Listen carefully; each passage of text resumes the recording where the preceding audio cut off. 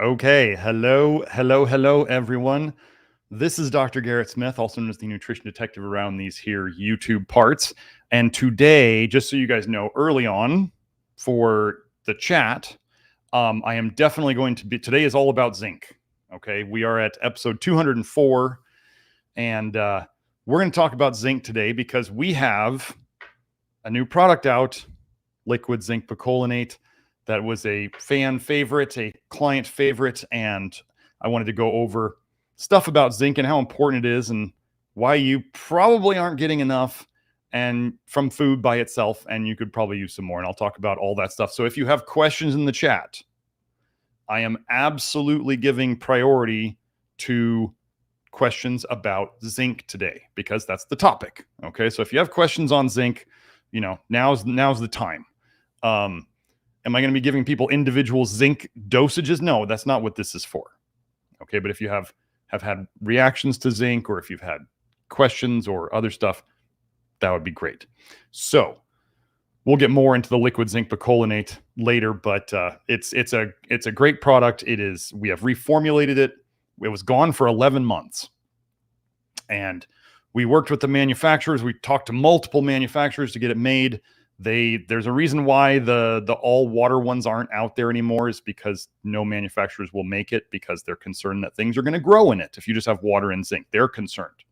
So we reformulated it, and now we have it out, and you have a 2 milligrams per drop ability to dose now. So again, we'll get into all that as we go. First, I wanted to do what I tend to do on these topics.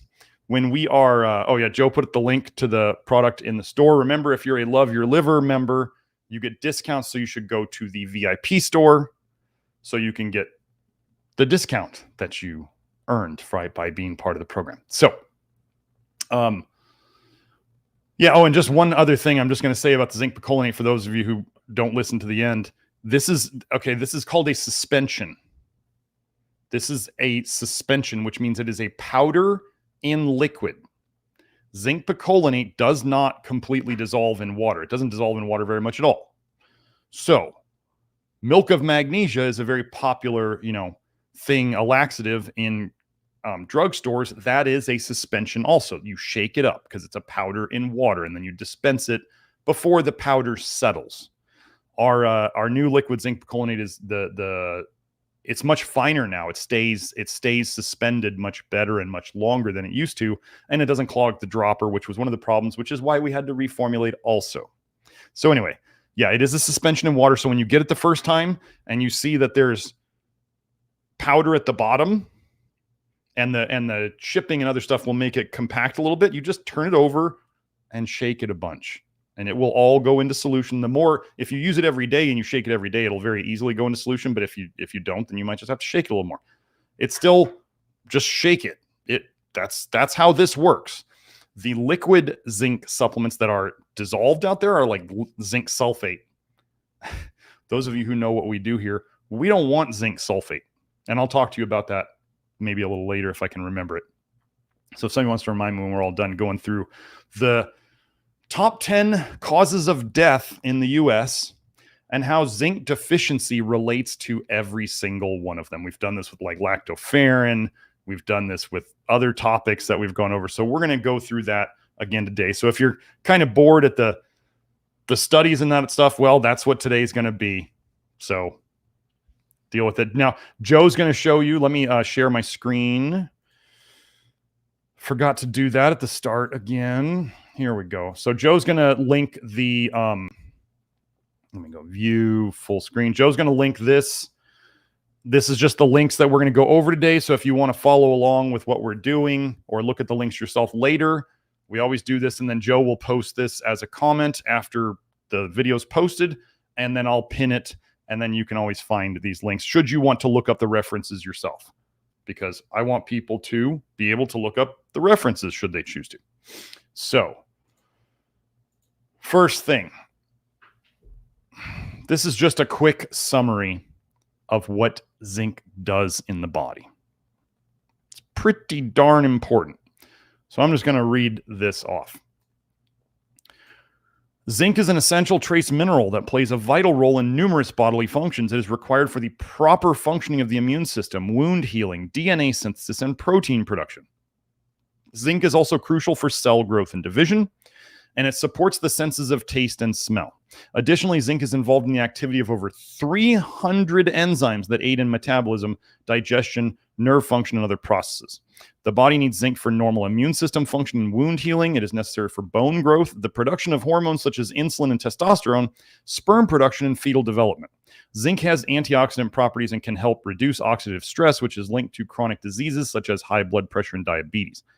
Furthermore, zinc plays a role in maintaining healthy skin and may help treat acne by reducing inflammation and inhibiting the growth of P. acnes, that bacteria that they think is related to acne. We just simply get the toxins out and then the acne goes away.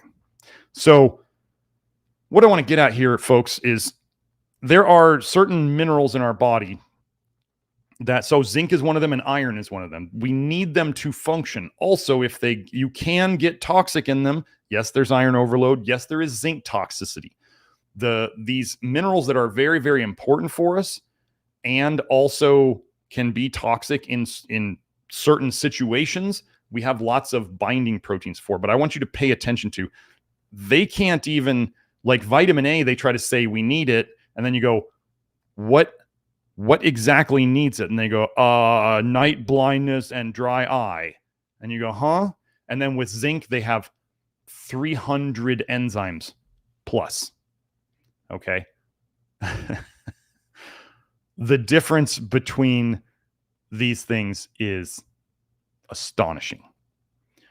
So let's get into this now. So why is zinc deficiency such a problem for so many people? And why do people who even think they eat properly probably still have a zinc deficiency? Like I still have my suspicion that Grant Genereux, who we'll talk about multiple times here, Grant Genereux doing his beef and beans and rice diet, was still zinc deficient. And I believe that because when he took a zinc supplement, he felt better. You know, that makes sense. If you feel better when you take an essential mineral, you're not taking a stimulant or something else that's like making you feel that way. You're taking something, it's being put into the system and it runs better. Okay. So this is from chapter 1 in Advances in Agronomy, Zinc and Soil Crop, Animal, Human Health Continuum. Okay. Globally, zinc deficiency in soils and subsequently crops has emerged as one of the most prevalent among micronutrients, resulting in a severe decline in crop yields and nutritional quality and in adversely affecting animal and human health. Worldwide, more than half of the agricultural soils are inherently deficient in zinc, and the health of about 1/3 of the global human population is impacted by zinc deficiency. Zinc is an essential micronutrient for animal and human health, and in the developing world, zinc deficiency has been identified as the 5th cause of disease and death for humans. You know, it's weird that the World Health Organization is out there giving vitamin A supplements and giving vitamin A injections, yet zinc deficiency has been identified as the 5th cause of disease and death for humans in the world. 5th cause. I want you to think about this, folks. So people say, but I eat tons of beef. I'm probably fine. Well, okay. If the soils are deficient, then the plants that grow in that soil are deficient. So if you're eating those plants, the plants are deficient in zinc. And then if you're eating animals like cattle or chickens that are eating the plants that are deficient, then the animals are deficient too. So you're eating deficient animals that eat deficient plants from deficient soil. Farmers have no real obligation to add zinc to the soil. They just want to sell you crops. So the minimum zinc that they could put in there, as long as it's growing stuff and they can take it to market, that's all they really care about. I'm not saying anything bad about farmers. I'm saying they got to make a living too. And they can't just go buy a ton of zinc to put in the soil if it's not going to make them any more money. Okay? So, zinc deficiency is everywhere. I'm going to tell you, the only people who come into me on testing, hair and blood testing, who are okay on zinc are those people eating all muscle meat carnivore. Those are the only people. Now, does that mean I suggest that? No, it's something to learn from, that you have to eat an obscene amount of meat to get your zinc. Okay? Obscene amounts of meat to get your zinc. And then you're still missing out on other things. So that's what we got on that. So this is a pretty important problem. So now we're going to go to, we've been over this before. Oh, let me pull up Joe's Telegram so I can see him. The leading causes of death in the US. I think this was from like 2023. Okay. But this is what we hear about all the time. We got heart disease, cancer, accidents as in unintentional injuries. When you look that up in the research, you generally want to look up trauma because that's what would kill somebody, right? Strokes, chronic lower respiratory diseases, which is more like COPD, stuff like that. Alzheimer's or dementia, diabetes, nephritis, nephrotic syndrome, and nephrosis. Really what we're talking about is chronic kidney disease, which, hey, Grant fixed his via a low vitamin A diet. Chronic liver disease and cirrhosis, which we work on all the liver stuff all the time. And then the COOF. Wait, okay, I did these in the wrong order then. So we'll come back to COVID because I don't know why. I guess last night I saw like COOF was like third in my head. At least that's the order I did it in. So I don't know why I did that, but it's a little out of order. So I'll have to fix that. Joe, if you want to fix that on the links page, move COVID to the very bottom of the causes. I don't know how I did that. I don't know why I did that, but I did. So let's head into it. So we're going to go through disease by disease. Now I do already have a 2-part series on heart disease. Heart disease is the number one cause of death in the US. So it's there. It's a problem. But yeah, I have a two-part live stream on heart disease, and I go over the toxicities and deficiencies. Zinc was in there, actually. These are repeat studies from that. So zinc and cardiovascular disease. Zinc is a vital element in maintaining the normal structure and physiology of cells. Boy, that's important. The fact that it has an important role in states of cardiovascular diseases has been studied and described by several research. It appears to have protective effects in coronary artery disease and cardiomyopathy. Intracellular zinc plays a critical role in the redox signaling pathway. We'll talk about that in a sec. Whereby certain triggers such as ischemia, that's lack of blood flow. Ischemia and infarction is lack of oxygen, lack of blood flow, lead to the release of zinc from proteins and cause myocardial damage. Don't listen too much to that. In such states, replenishing with zinc has been shown to improve cardiac function and prevent further damage. As I went over in that other video. So they say, wait, something happened and there's a bunch of zinc that got out. But also in the very same states, giving them more zinc has been shown to fix the problem. Maybe it wasn't the zinc getting out. Maybe it was other stuff causing problems. But again, folks, you can take too much zinc. I've seen people out there sometimes taking 200 milligrams, 300 milligrams. I think I heard of one guy taking 400 milligrams. That is going to end badly at some point. And yes, you can use good minerals for drug-like effects by taking too much of them. It's like the opposite of the duration paradox. You can take something nutritionally, but then you can also take an excess of it and cause problems. I was thinking of an analogy for this morning. And I thought, like salt in your food, right? So most of us, we wouldn't like food with no salt in it. Think of that as like deficiency, right? You don't like it. You don't want to eat it very much. And then there's like, you get the right amount of salt. So this would be like sufficiency. This is getting enough of something. But even with something good like salt, like you're salting a piece of meat, let's say, can you add too much salt? Of course. Like you can always have too much of a good thing. I don't know. I like that analogy. I thought that was a pretty good one. But the redox signaling pathway, when I talk about our detox systems are mostly oxidative. So this is reduction and oxidation. So antioxidants are more on the reduction side.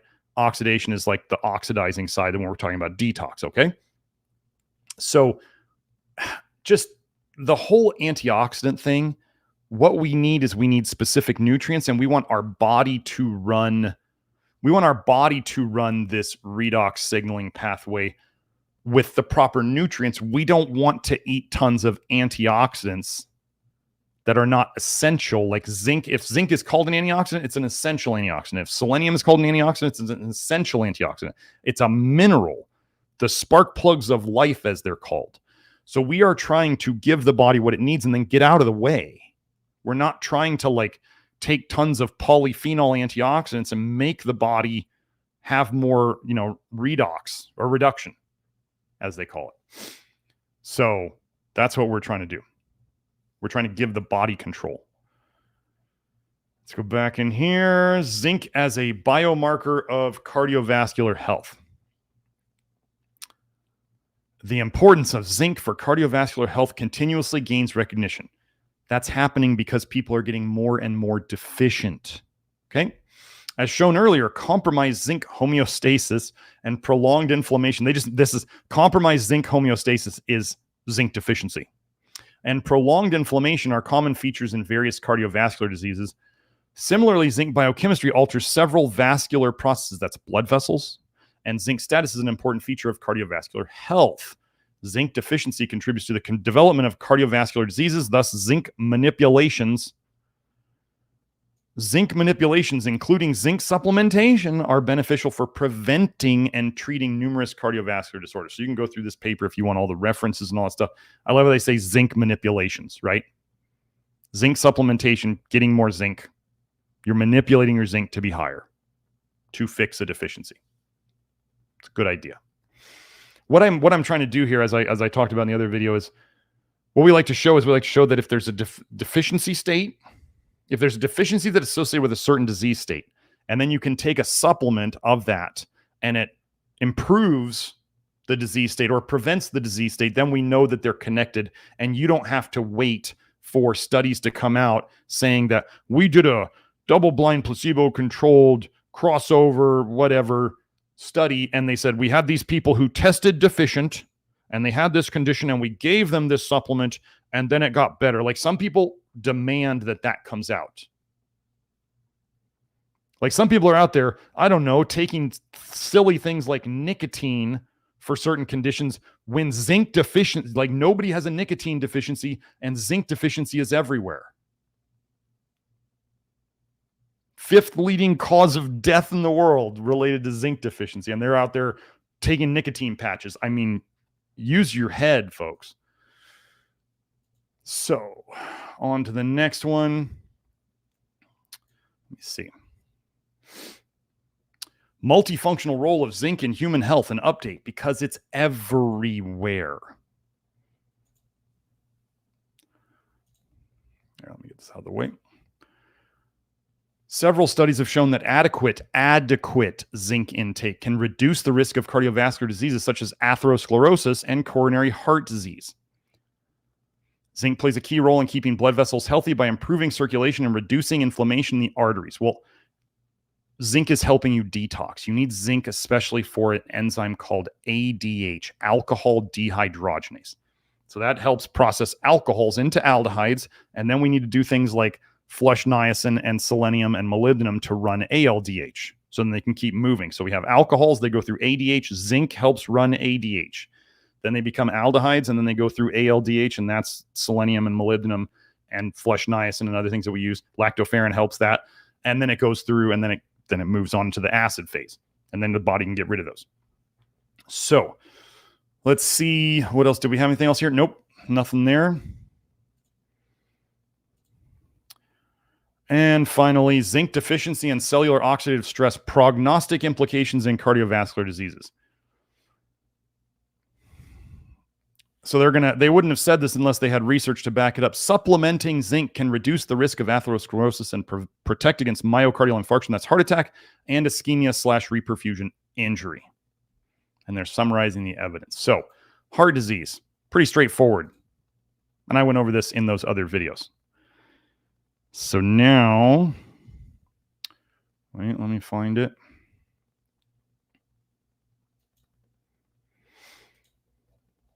Now we're on into the big C. Zinc deficiency. So this cancer was the second cause of death in the country. Zinc deficiency as a general feature of cancer. A review of the literature. Wow. As a general feature, not a bug. Sorry to laugh. It's all there for us to find. Given the important role of zinc in a wide range of enzymatic reactions and physiological processes, zinc deficiency has been identified in a variety of diseases, notably cancer. In recent years, multiple meta-analyses and reviews, this is where they take a bunch of studies and they look at them all together to see if there's a pattern, looking at zinc levels in individual cancer types have been published, as have a plethora. For those of you who remember the Three Amigos, plethora. As have a plethora of primary studies demonstrating a link between low zinc levels and specific types of cancer. And I don't know, I've done it on Twitter a lot. I don't know how much I've done it on YouTube, but funny thing is tumors are full of copper. And people who have cancer, their blood is higher in copper. And now they're saying that zinc deficiency is a general feature of cancer. What a weird pattern, because zinc is an antagonist of copper. Zinc helps get copper out of your body, if you didn't know that yet. Okay, so let's see. Where was the first thing I wanted to go over? Oh, this is just a quick one. Zinc is the second most abundant trace element after iron. We need zinc, we need iron. We don't want them getting out of control. Zinc doesn't get out of control anywhere near as much as iron does. Okay. After being taken up by the intestines, zinc is distributed to various target organs throughout the body, with concentrations tending to be the highest in bone and muscle, followed by the skin and liver. Well, those are pretty important parts, right? Especially if you're into fitness and lifting and exercise and all that stuff. Or if you just wanted to age well, those are kind of important things. Whenever people have skin issues, one of the very first things I think of is zinc deficiency. I mean, you guys know that anything I think of the liver, but when I hear skin, I think zinc deficiency and flush niacin. That's why we have that. Oh, that zinc plus niacin salve that is like selling so crazy fast that I already had to put in another order. We're glad you like it. Kelsey warned me that it was going to sell really fast. Okay. Should I make this a little bigger? Let's see. Okay. Unsurprisingly, when scientists use that word, you might want to pay attention. Unsurprisingly, given the crucial nature of zinc in many enzymatic reactions and physiological processes, low zinc levels are associated with a variety of disease states. We're going to go over that today a bunch. Low levels of zinc have been reported in a range of cancers, with increasing evidence suggesting that low zinc levels in serum, plasma, and tissues may be linked to carcinogenesis, the creation of cancer. High copper in cancers? Low zinc all through the body in cancer? Cancer is a toxicity storage condition? Wow, I wonder where the body's trying to store all that copper that it doesn't have enough zinc to help it get rid of. In this review, we will present the recent evidence that low zinc levels in a variety of situations are a hallmark of various cancers. Calling card, if you will. We will also speculate on the usefulness of zinc level as a biomarker and the potential prevention or treatment of cancer by zinc supplementation, as reported in preliminary studies. Now let's go through. I'm just going to hit on these as the cancers that they have connected to zinc. So we have esophageal cancer, breast cancer,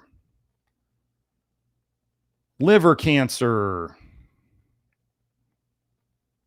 lung cancer, gynecological cancer. Ladies, that means your reproductive organs. Reproductive organs, ladies, your reproductive organs tend to accumulate copper like crazy. Birth control pills, IUDs, especially copper IUDs, they increase the copper and vitamin A in your body. It's been shown since 1975.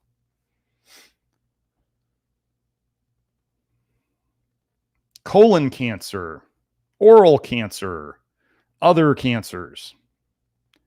So, I mean, that's Isn't that pretty much most of the big cancers? So now they're going to talk here about why it's hard to measure it. There are diurnal variations in zinc concentrations. So that means like the daytime versus the nighttime. There's variations in it. And zinc levels also vary on the basis of sepsis. Well, have you seen my sepsis episode? Showing that like sepsis is just tons of bile leaking into the blood.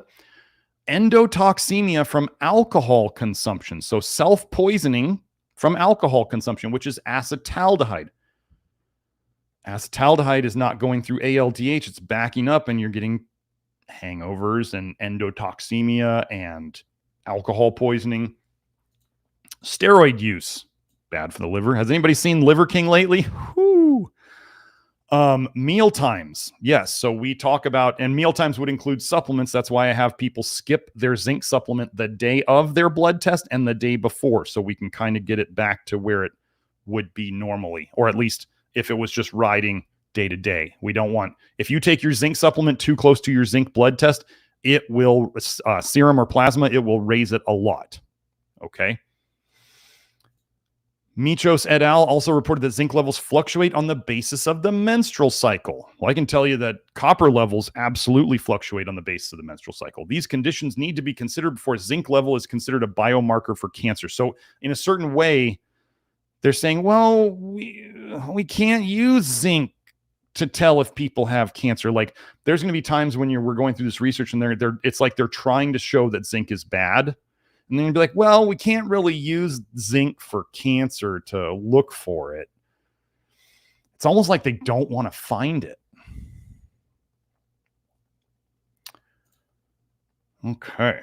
This is a big paper. This is the whole cancer thing. So on the basis of the correlation between low zinc levels and poor cancer outcomes. So now we have poor cancer outcomes. So not only do people with low zinc get more cancer, but they have worse outcomes. Many authors have speculated that zinc supplementation could be used to reduce the risk of developing cancer. Well, that makes sense. A retrospective analysis published by Hosui et al. In 2018 reported that zinc supplementation appears to maintain liver function and decreases the risk of developing hepatocellular carcinoma, liver cancer. A more recent study by the same group found that oral zinc supplementation decreased the risk of hepatocellular carcinoma development in patients who received direct-acting antivirals to eradicate hepatitis C virus. I have a whole episode on hepatitis too. You might want to watch that. That's another toxicity condition. And I believe, if I recall correctly, it was very much associated with arsenic. And one of the minerals you need to detox arsenic is zinc. What a weird coincidence. Valenzano et al. Also reported that in Barrett's esophagus, administration of zinc gluconate resulted in the upregulation of several tumor suppressive, I'm assuming this means mitochondrial mRNAs, miRNAs. We don't come across that much. Maybe it's mRNAs, and it's not, the I is a typo. Anyway, miRNAs and downregulation of inflammation-inducing proteins. Gosh, do you think it helped with the bile? Anyway, additionally, a 2022 mini review by Iqbal et al. Noted limited evidence for a correlation between a high dietary intake of zinc and a reduced risk of breast cancer, suggesting that dietary supplementation could decrease the chance of developing this malignancy. These preliminary studies suggest there could be potential for using zinc supplementation in the clinical setting to help prevent cancer development. How many MDs do you think are out there giving zinc now, even after all this comes out? You know just as well as I do, it's like a handful. Zinc supplementation has also been suggested by several studies as a potential adjunctive treatment for cancer. Gosh, if we know cancer's people are low in zinc, amazing. We could give them zinc. A series of papers by Costello et al. Directly addresses this possibility. A 2014 review by this group suggests that zinc supplementation could be a useful treatment for hepatocellular carcinoma, while also pointing out the limitations of existing in vitro, as in like Petri dish, the kind we don't like, in vitro models that have made it challenging to generate preclinical evidence for the utility of this therapeutic approach.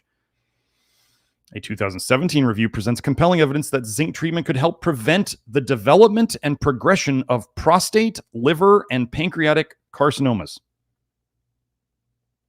And a 2020 review again points out the striking correlation between zinc deficiency and multiple cancer types, and cites a single case report that demonstrated suppression of androgen-dependent prostate cancer progression in a patient treated with the zinc ionophore cleoquinol. Folks, forget about the zinc ionophore nonsense. They're just trying to sell you pharmaceuticals. Just take zinc, either zinc niacinate or zinc picolinate. Additionally, in a review published in 2020, Wang et al. Highlighted the prevalence of zinc dyshomeostasis, as in zinc deficiency. They just don't want to say it.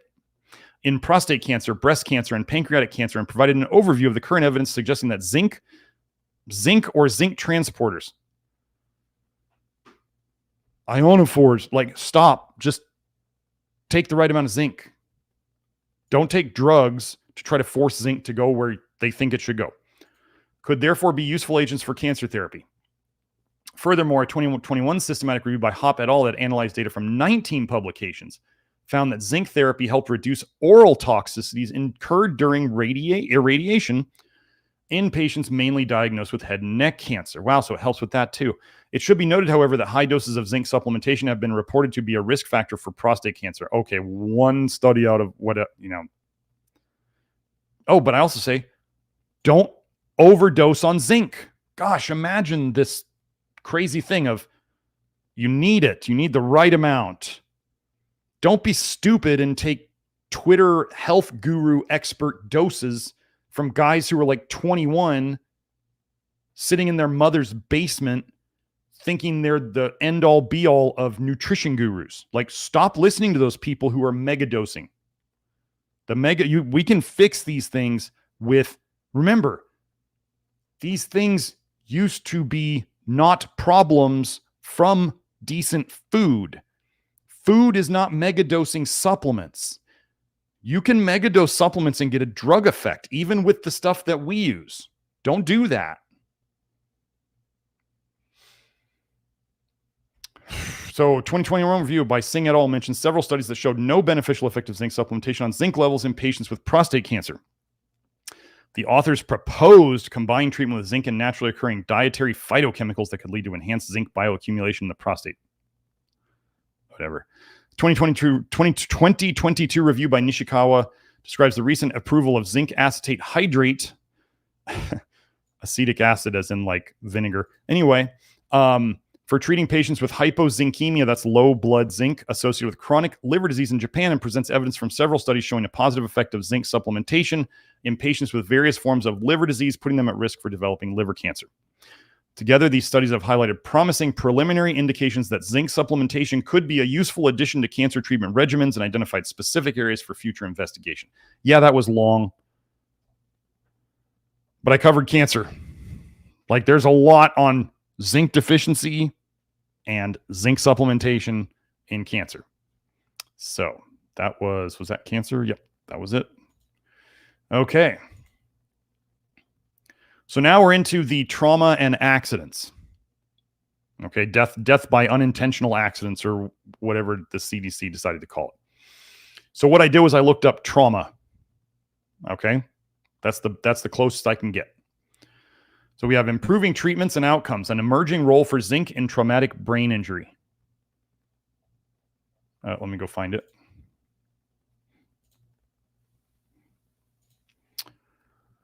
Zinc deficiency and traumatic brain injury. As shown in a clinical study, after head injury, patients are at risk for the development of zinc deficiency. You guys who have worked with me or my health facilitators, when we sometimes we show you your labs and we say, this is a zinc loss. Okay, you're losing zinc.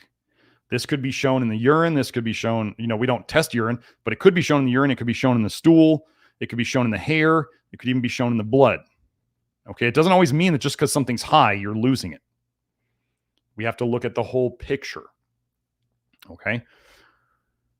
So pay attention here. Traumatic brain injury patients have elevated urinary zinc losses that persist for weeks following injury and result in reduced serum zinc levels. So the injury itself causes them to lose more zinc. It also appears that urinary zinc losses are proportional to traumatic brain injury severity. In fact, the study found that the most severely injured patients had mean urinary zinc levels that were 14 times higher than normal values. So they are losing zinc at an amazing rate. Given that traumatic brain injury patients are at risk for the development of zinc deficiency, a rat model of combined moderate zinc deficiency and brain injury was used to examine the outcomes of zinc deficiency after traumatic brain injury. Zinc deficiency increased cell death at the site of cortical injury. Remember how they were saying like zinc was going to cause problems in the nerves? But then they make these rats zinc deficient and they have more cell death. I'm telling you, they're trying to, certain researchers are trying to badmouth zinc in a certain way, as measured by Tunel labeling compared to zinc adequate controls. Along with the development of zinc deficiency, there was evidence of both apoptotic and necrotic cell death for 4 weeks following the injury. Increased cell death has also been reported with severe zinc deficiency in an animal model of traumatic brain injury. These data led to the hypothesis, or they're thinking this is what's going to happen, that the development of zinc deficiency and the subsequent increase in cell death results in behavioral deficits after traumatic brain injury. To test this hypothesis, rats were fed a diet with marginal levels of zinc for 4 weeks and then received a moderately severe bilateral traumatic brain injury induced by controlled cortical impact to the frontal cortex. They're just smashing these mice in the head. This model of injury induces edema that is evident in the first hours after injury using MRI. By hour 48 post-injury, the edema begins to dissipate and continued secondary cell death leads to the development of a necrotic core, that's dying tissue in the middle of it, that persists throughout the life of the animal. The resulting neuronal damage in this preclinical model of TBI, traumatic brain injury, results in behaviors consistent with depression, anxiety, and impaired spatial learning and memory. Lack of zinc allows for copper toxicity and vitamin A toxicity, and we associate these with depression and anxiety. So I know we're talking about traumatic brain injury here, but we see the same patterns with zinc deficiency and copper toxicity. Okay.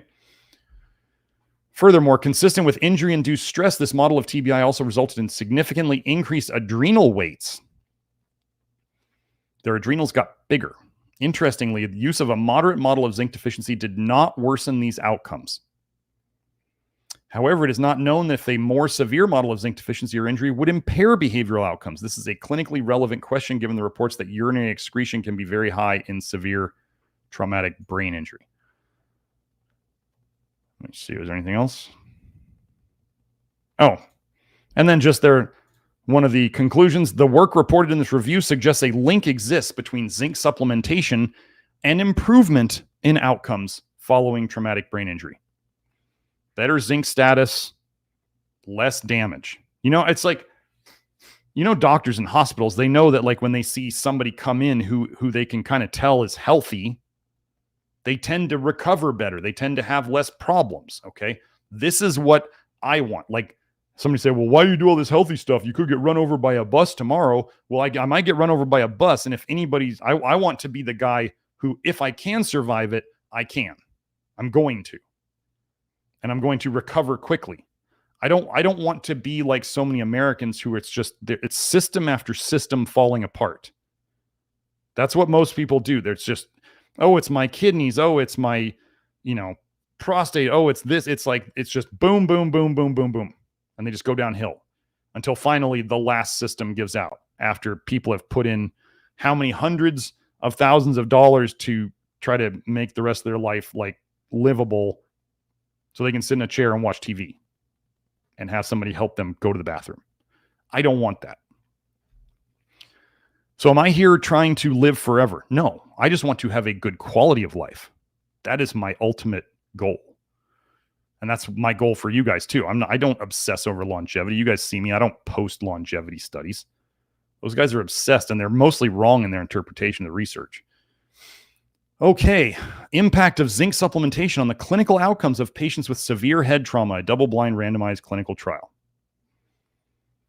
To determine the effects of zinc supplementation on clinical outcomes of patients with severe head trauma, this double-blind clinical trial randomly allocated 100 patients with severe head trauma, aged between 18 to 65 years, to receive placebo or 120 milligrams zinc via a nasogastric tube. So they're putting it up their nose to their stomach for 15 days. Okay. They measured sequential organ failure assessment, SOFA, erythrocyte sedimentation rate, that's a marker of inflammation, C-reactive protein, another marker of inflammation, and white blood cell count, obviously, how many white blood cells you have.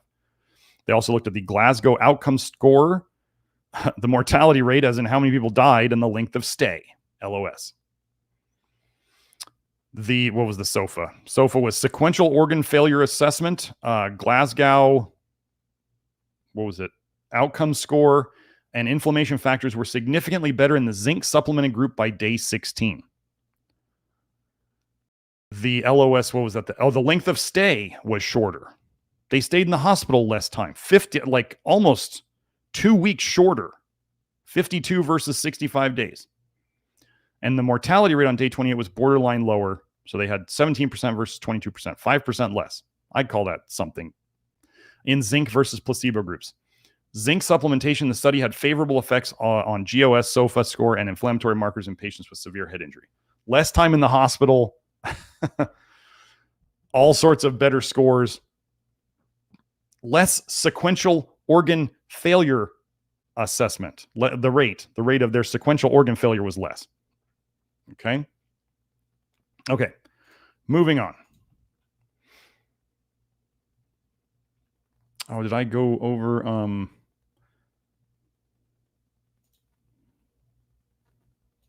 There we go. Here's the paper. Nutrition and traumatic brain injury, improving acute and subacute health outcomes in military personnel.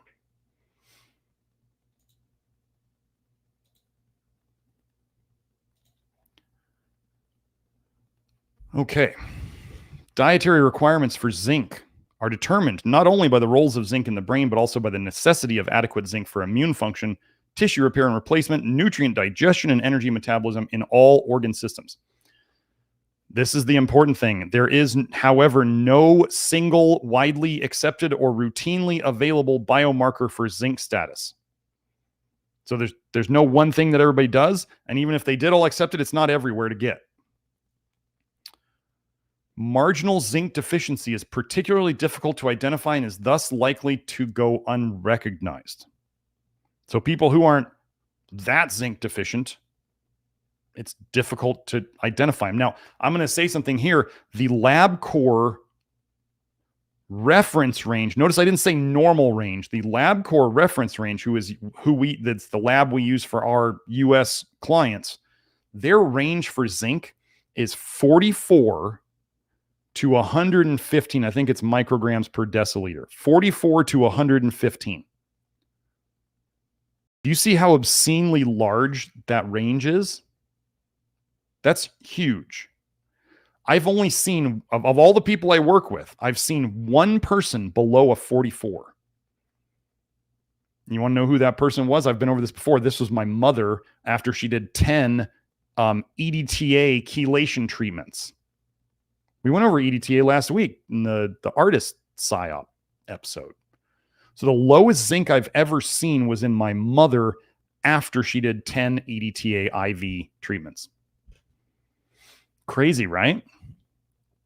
One person.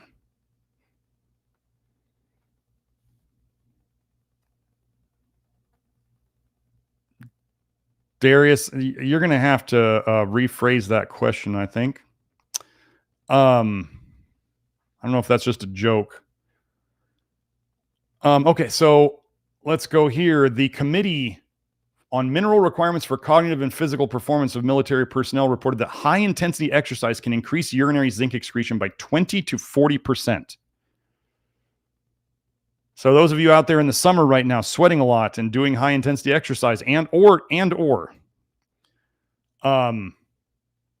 may want to note your zinc is potentially more of an issue. This, combined with severe environmental conditions that promote sweating, means that many active duty military personnel have high zinc losses. These losses must be replaced by dietary intake or supplements, right?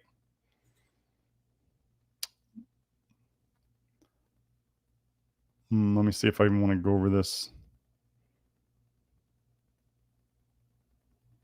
I think we kind of already covered enough of the traumatic brain injury stuff. Another one, effective zinc supplementation on patients with trauma, systematic review and meta-analysis. Zinc supplementation with or without other antioxidants and trace elements in patients with trauma was associated with a lower incidence of pneumonia. That kills a lot of people in the hospital, right? So they had less pneumonia. Next one, zinc is an integral component of the metabolic response to trauma. After an injury, there is a major redistribution of zinc. This injury resulted in a rapid uptake of this marked zinc into the spleen, lung, wound, into the wound. More zinc went to the wound, kidney, and particularly liver, while the uptake of 65 zinc was decreased in the brain, some muscle groups, and particularly in bone. Okay, so your body will move zinc around.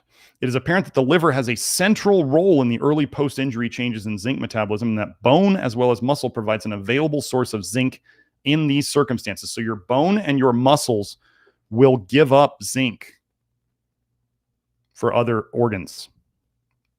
Okay. Moving on, I think, there we go. I'm going to try to hit these quickly. We're on the coof now. For those of you who don't know, I am not a fan of virus theory. I do not subscribe to it at all. In my opinion, virus diseases, I put quotes, virus diseases are expressions of toxicity states. I've been over all this many times. The coof is the flu, and the flu is a detox dump of a lot of toxic bile into your system. You're self-poisoning yourself. That's why you get all these symptoms. It's not some little protein that's like semi-alive going around and hijacking your cells. No, it's not that. Okay? So, I'm going to tell you twice daily, or we're just going to go over this. Zinc helped the coof. Okay? Lots of papers on it. Do we want to use zinc sulfate? No, zinc sulfate's about the worst you could use. Here's why. They'll talk about zinc sulfate a lot, and that was a big one during the coof. Okay, zinc helps. Okay, this is important that I say it right. Zinc is necessary to run ADH, alcohol dehydrogenase. It's necessary to run it. Kind of like vitamin K is necessary for coagulation. Vitamin K doesn't make you coagulate. It's necessary for proper coagulation. Do you understand the difference? It's like you need gas to drive your car, but putting gas in your car doesn't make your car automatically drive. You need zinc for ADH to run. You do not have to. So do you understand what I'm saying? You need it for it to run. It doesn't make it run faster. But anyway, they're giving zinc sulfate. Zinc is necessary for ADH to run, so the alcohols go through ADH, and then they become aldehydes. And as we've been over many, many times on these live streams, sulfate slows down ALDH. So they're able to create more aldehydes by the zinc is helping ADH to run. You have alcohols go through here to become an aldehyde, and then you slow it down with the sulfate. Don't do that. Zinc sulfate is trash. The only nice thing about it is it is soluble in water. That's about it. That zinc taste test, what a waste of your time and money. Okay, so anyway, twice daily oral zinc. Showed that oral zinc can decrease 30-day death, intensive care unit admission rate, and can shorten symptom duration. Okay. Moving on. The implications of zinc therapy in combating the coof global epidemic. They just talk in here about how important it is. Let's go over this part though. So you need zinc to help detox mercury and lead and arsenic and all these toxic metals, and to detox vitamin A and copper and just a bunch of things. So if we're talking about virus diseases as being toxicity states, earlier studies documented that zinc deficiency predisposes patients to a viral infection such as herpes simplex, common cold, hepatitis C, severe acute respiratory syndrome, coronavirus, the human immunodeficiency virus, HIV, because of reducing antiviral immunity. Gosh, what if you just need zinc to properly run detox? And your immune system, which is your cleanup crew, to clean up all the toxicity. Gosh, that'd be weird if all these viral diseases were connected to the same toxicity patterns. They just show up a little different. Okay, moving on. Zinc supplementation and COVID-19 mortality, a meta-analysis. This meta-analysis has suggested that zinc supplementation, this meta-analysis has suggested that zinc supplementation is associated with a lower mortality rate, that's risk of death, in COVID-19 patients. Zinc supplementation could be considered as a simple way and cost-benefit approach for reduction of death in COVID-19 patients.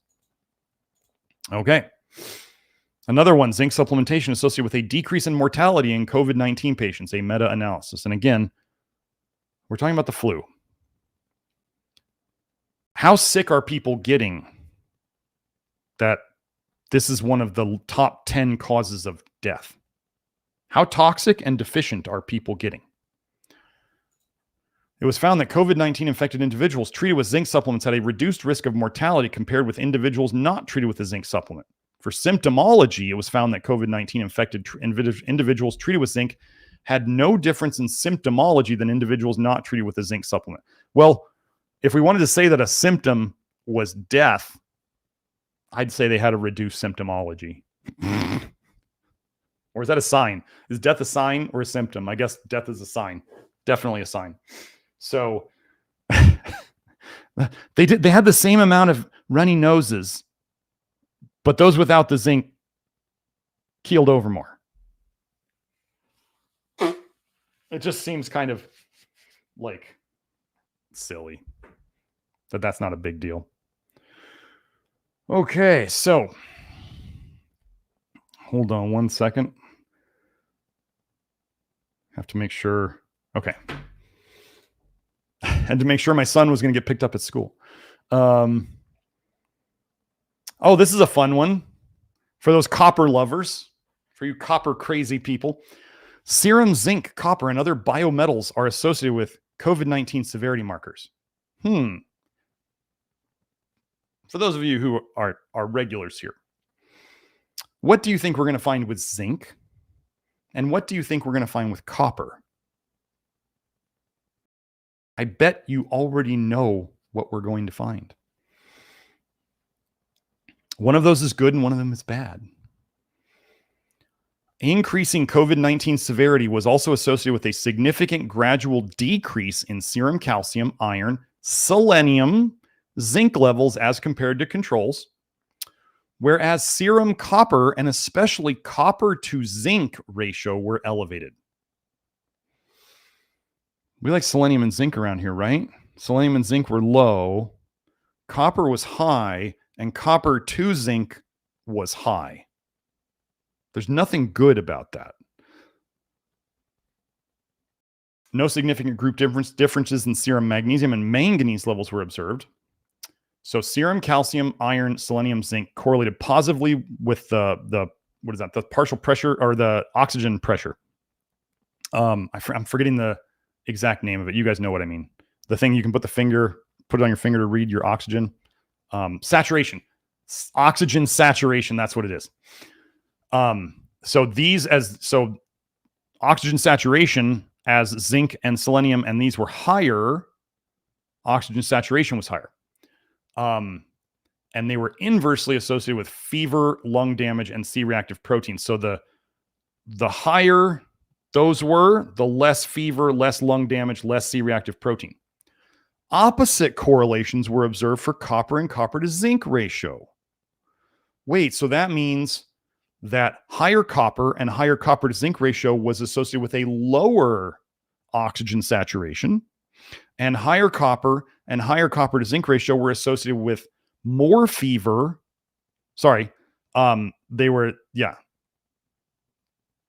The opposite. So they were inversely, So there was more fever, more lung damage, and more C-reactive protein. So in regression models, serum selenium levels, we like selenium around here, were inversely associated with lung damage. So more selenium, less lung damage. That's what that means. Independently of other markers of disease severity, anthropometric, biochemical, and hemostatic parameters. Copper to zinc ratio was also considered as a significant predictor of lower oxygen saturation in adjusted regression models. Higher copper to zinc ratio was a significant predictor of lower oxygen saturation.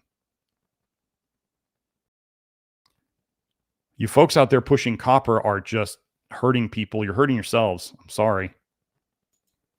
There's a guy out there who does hair analysis who is pushing lots of copper and manganese and B6 to try to get aluminum out of people. Remember how I tell you, you can trade one disease for another. You could be getting rid of aluminum toxicity while creating copper toxicity and manganese toxicity and B6 toxicity.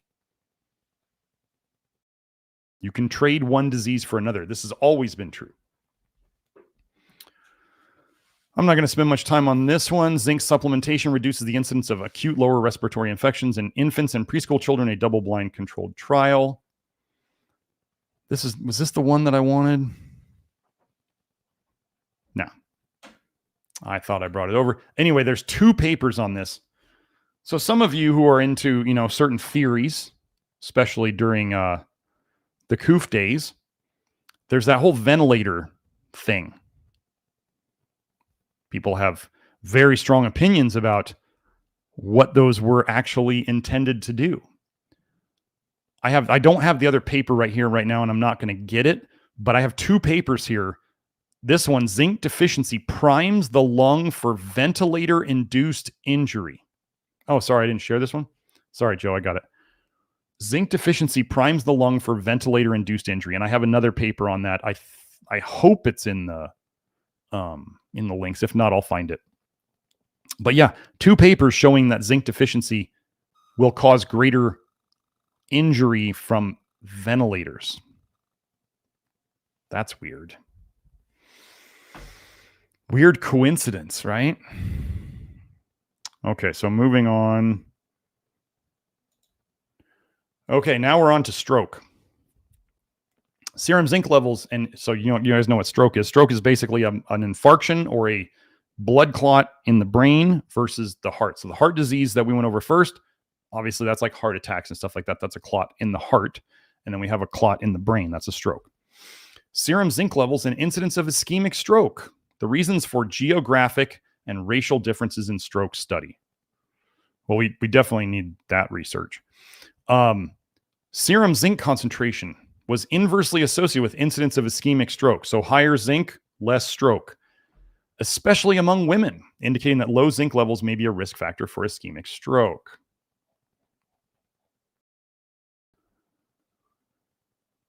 I may not even read this one. Zinc improves neurological recovery by promoting angiogenesis. This is new blood vessel formation via the astrocyte-mediated HIF-1 alpha VEGF signaling pathway in experimental stroke. So they gave these mice an experimental stroke, and zinc increased all these proteins and promoted new blood vessels in vitro, so like petri dish-ish, and in the animal studies confirmed that zinc promoted angiogenesis via this pathway. Okay. Baseline plasma zinc and risk of first stroke in hypertensive patients. In the sample of hypertensive patients, that's high blood pressure, we found a significant inverse association between plasma zinc and first hemorrhagic stroke. Inverse again means higher zinc, less stroke.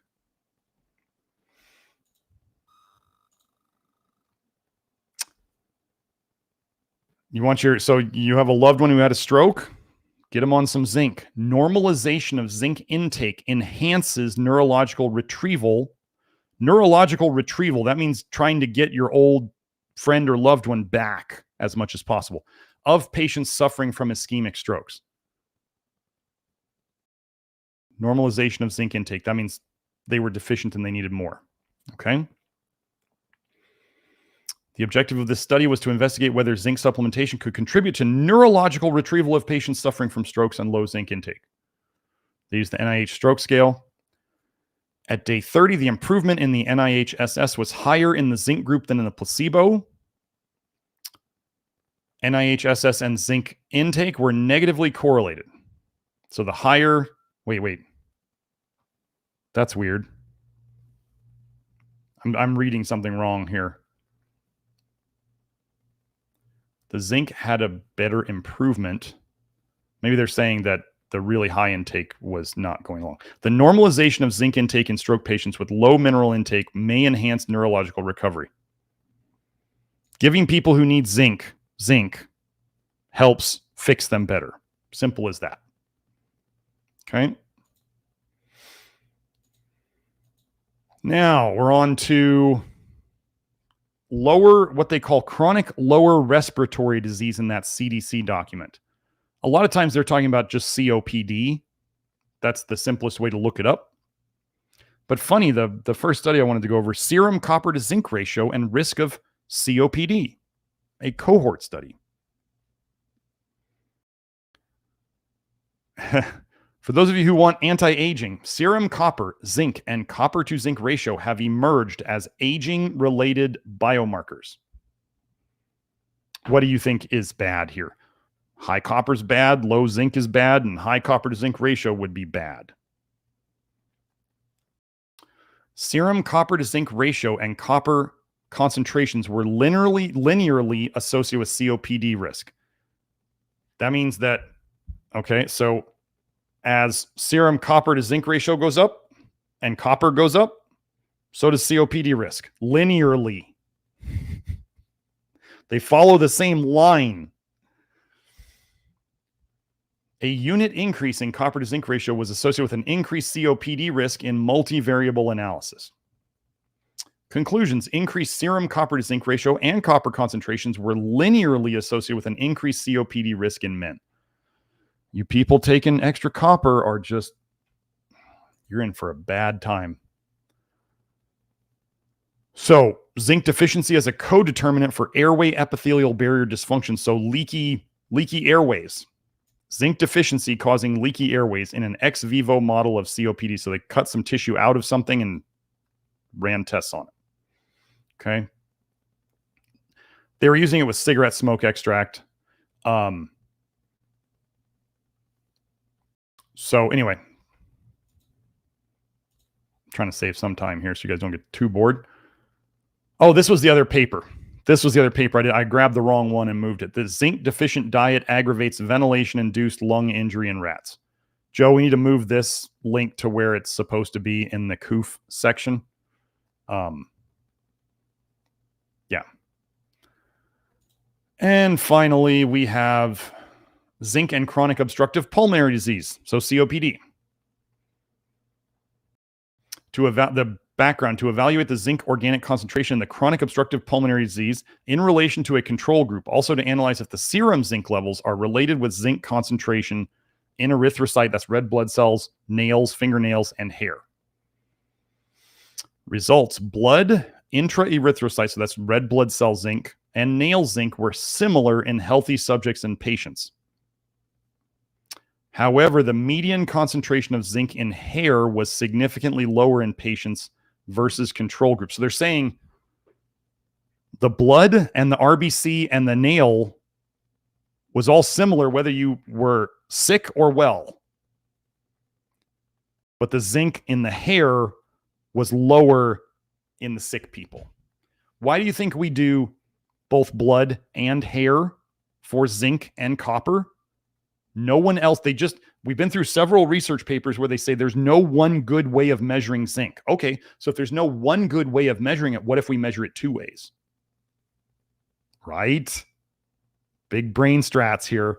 Okay, why do we look at copper too? Because copper can show up too high in one or the other. You could have low copper on the hair and high copper in the blood, or you could have the opposite. You could have high copper or low copper in the blood and high copper in the hair. Either way, you know what I mean? You could have either one of them. You could only be high in one of them. It happens quite often. And the people who do that, like if you only did one, the people who only do hair tests, man, especially when they're looking at zinc and copper and iron, they are lost. If you only look at hair tests and you do not look at blood test, ferritin and copper and zinc, you miss things. You will absolutely just blow by things. Really important. On that note, I'm considering running another seminar soon. So those of you who are interested, just letting you know that is a possibility soon. So where are we at? We're at that. Okay. Oh, now we get a fun one. Okay. So now we're into Alzheimer's and dementia. Okay. So in Alzheimer's, there's a big thing that they like to talk about called amyloid beta peptide. Now, Kelsey one day, wicked smart girl that she is, says to me, she says, all that amyloid beta is there to bind up copper. And I went, really? She goes, yeah. And I start looking it up and I go, oh, it is. So let's just pay attention to this paper real quick. Copper binding. So remember, okay, so think about this. Your body can use body fat to store certain toxic things, including toxic metals, if you didn't know. So your body can make body fat to store certain toxic things. Your body can make tumors and lipomas and bumps and lumps and bumps to store all sorts of toxins. Okay, that's what all these growths are, to store toxins.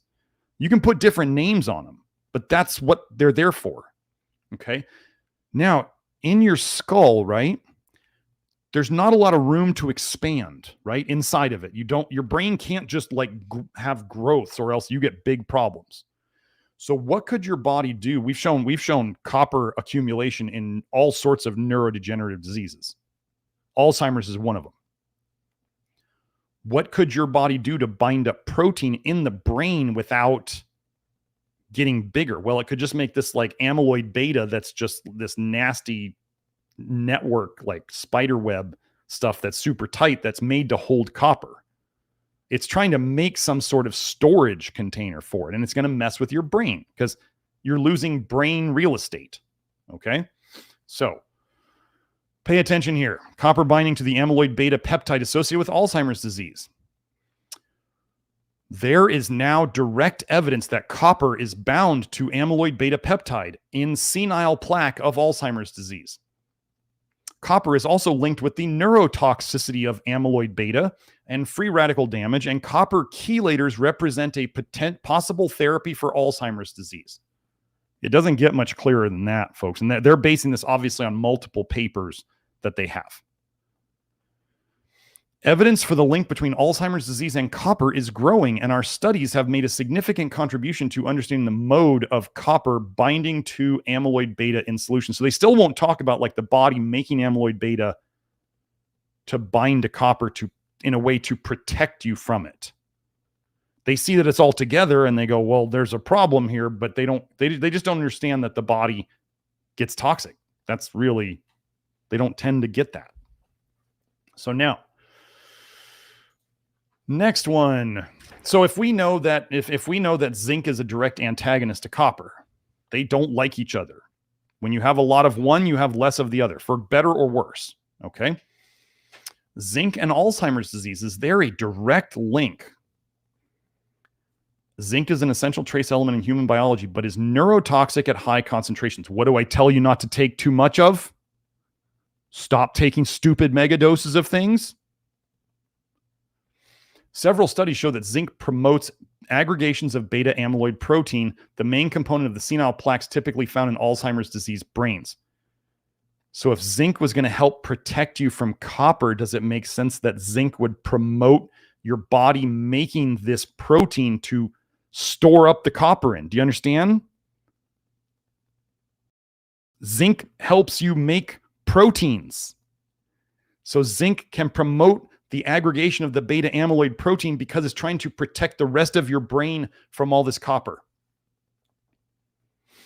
At face, so this is where they start going, well, there's too much zinc and then there's none of zinc. At face value, it seems that a paradox exists between reports of a decrease in zinc in the Alzheimer's brain and the putative link to aberrant high zinc levels promoting plaque formation. So they can't understand why they're saying zinc helps promote plaque formation, but Alzheimer's brains don't have enough zinc. It's like they're trying to find a reason to badmouth zinc. And they find conflicting information. So now let's go into this last paper for Alzheimer's, at least. This has quite a title, right? I posted this on Twitter yesterday. Alzheimer's disease causation by copper toxicity and treatment with zinc. Here it is. Sorry, Joe. Alzheimer's disease causation by copper toxicity and treatment with zinc. Evidence will be presented that the Alzheimer's disease epidemic is new, the disease being very rare in the 1900s. The incidence is increasing rapidly, but only in developed countries. We postulate that the new emerging environmental factor partially causal of the Alzheimer's disease epidemic is ingestion of inorganic copper from drinking water. Copper water pipes, people drinking out of copper water bottles and copper cups. That's what they're talking about. People wearing copper bracelets and putting on copper grounding shoes and wearing copper clothing. Anything that is metallic copper against your skin is really what they're talking about here. And taking supplement pills, like people taking ungodly amounts of copper sulfate in the copper revolution, or taking, basically, I talked about this in the artist episode, copper nicotinate. They're trying to take flush niacin bound to copper that dissociates in your stomach. So you're still taking the copper 2 that they say is bad. It still turns into that. Okay. But look at this last part. Along with a high-fat diet. Copper in drinking water, supplements, and a high-fat diet. And then people eating superfoods. Okay. Inorganic copper cannot be partially directly absorbed. They're talking about metallic copper here, like copper metal, like copper water pipes, stuff like that. Can be partially directly absorbed and elevate the serum-free copper pool.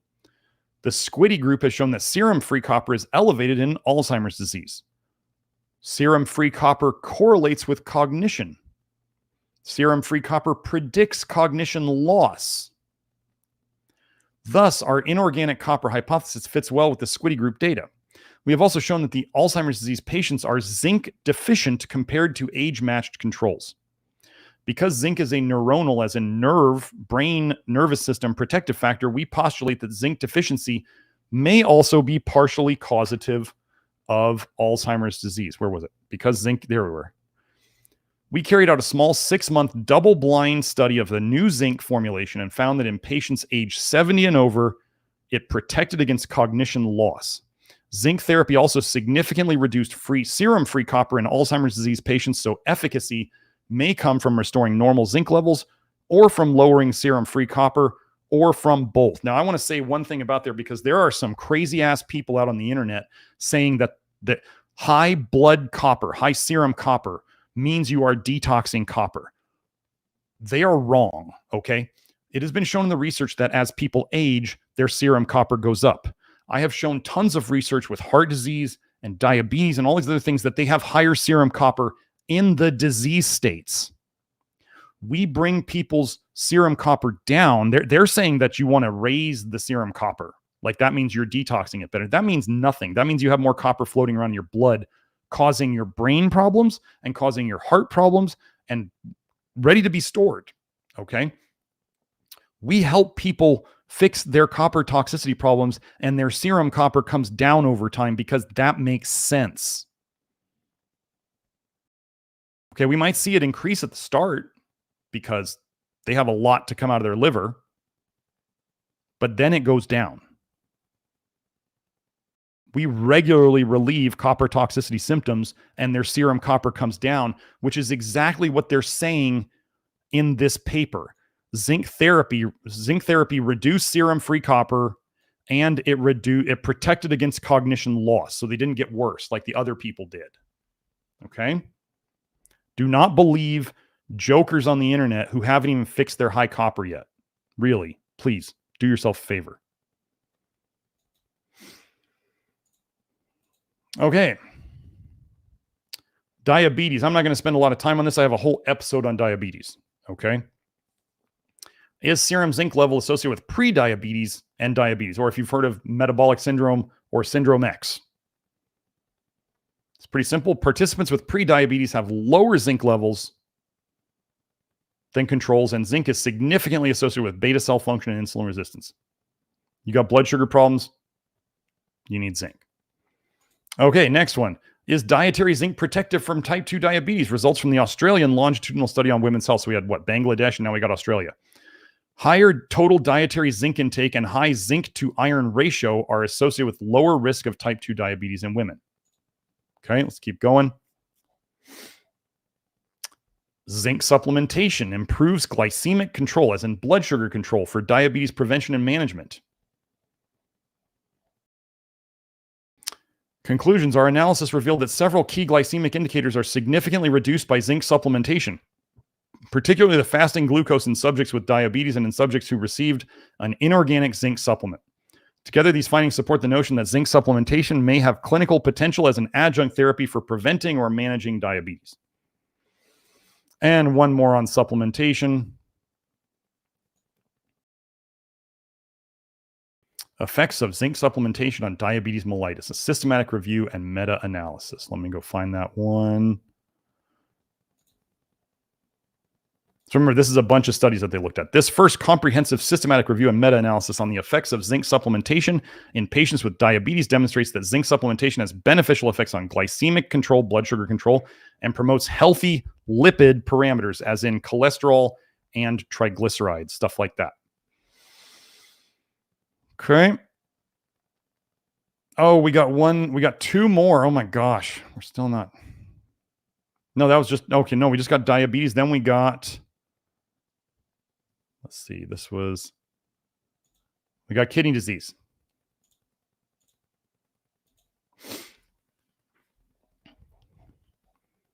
So remember, Grant Genereux fixed his chronic kidney disease. His nephrologist had never seen a complete physical and laboratory recovery of chronic kidney disease ever in their careers. They had never seen anybody come back from it. Vitamin A is a huge part. Well, so while we're talking about zinc, what does zinc do for vitamin A? It helps make retinol binding protein, which helps protect you from vitamin A. It binds to vitamin A and protects you. Zinc helps make proteins. Okay. Zinc helps detox vitamin A through running ADH. Retinol is an alcohol. It has to go through alcohol dehydrogenase. Okay. Then we have copper. Zinc is a direct antagonist from copper. You're going to have either zinc or copper in your liver. If you're not getting enough zinc and you're getting exposed to copper, your body will be putting copper in those spaces where zinc could go. That's the way you want to think of it. You don't want to overdose on zinc, but you want to make sure there's plenty of zinc to fill those holes where the copper could go. You don't want, it'd be just like if you had an apartment complex with a bunch of open apartments, you would like to fill the apartments with good people, not, I don't know, invaders. We could say that, can't we? So the apartments are going to be filled. You would like to fill it with something that is good for you and not something that is bad for you. Okay. Zinc deficiency, a potential hidden driver of the detrimental cycle of chronic kidney disease and hypertension. This is just fancy talk. Anyway, let's go through here. This review article will, 1, highlight mechanisms of zinc procurement and trafficking. This just sounds like drugs. 2, provide evidence that urinary zinc wasting can fuel zinc deficiency in chronic kidney disease. So they're peeing out all their zinc, which makes their problem worse. Discuss how zinc deficiency can accelerate the progression of hypertension and kidney damage in chronic kidney disease. So they're losing their zinc too fast, which fuels their deficiency. The deficiency accelerates the progression. And we'll consider zinc supplementation as an exit strategy with the potential to rectify the course of hypertension and chronic kidney disease progression. Okay. Here, this is just a quick study. I don't want to read too much on this one. Zinc deficiency aggravates tubulointerstitial nephropathy caused by ureteral obstruction. Kidney damage was worse with zinc deficiency. That's all I'm going to hit on that one. Serum zinc levels in chronic kidney disease patients, hemodialysis patients, and healthy control. Systematic review and meta-analysis. Okay, CKD is chronic kidney disease. Hemodialysis is HD. Was there another one? Healthy controls is HC. Pre-dialysis serum zinc levels were significantly lower than those post-hemodialysis. So they're affecting zinc levels. In the current study, the serum zinc levels were lower in chronic kidney disease and hemodialysis patients compared to healthy controls, and appears to be more common than reported in daily clinical practice because nobody thinks about nutritional deficiencies. it may be beneficial to assess serum zinc levels in chronic kidney disease and hemodialysis patients. Shocking. Now, for those who think anemia is only iron related or only B12 related, hemoglobin response to zinc supplementation in chronic kidney disease in patients with zinc deficiency and anemia. Chronic anemia has an estimated prevalence of 5.6% within the US, whereas 25.3% of patients with chronic kidney disease, 3 to 5, I don't know what that means. That doesn't make sense. I'm just going to not read that. Whereas 25.3% of patients with chronic kidney disease have anemia of chronic kidney disease, according to NHANES. Anemia in chronic kidney disease has long been attributed to a decrease in EPO, that's erythropoietin production, due to their kidney disease. While iron deficiency is treated in anemia of chronic kidney disease, other micronutrients are less commonly tested or supplemented. Zinc may be an additional micronutrient of interest in anemia of chronic kidney disease, as zinc has numerous proposed mechanisms in erythropoiesis, that's making red blood cells. Let me see, did I have another thing marked in here? The conclusions.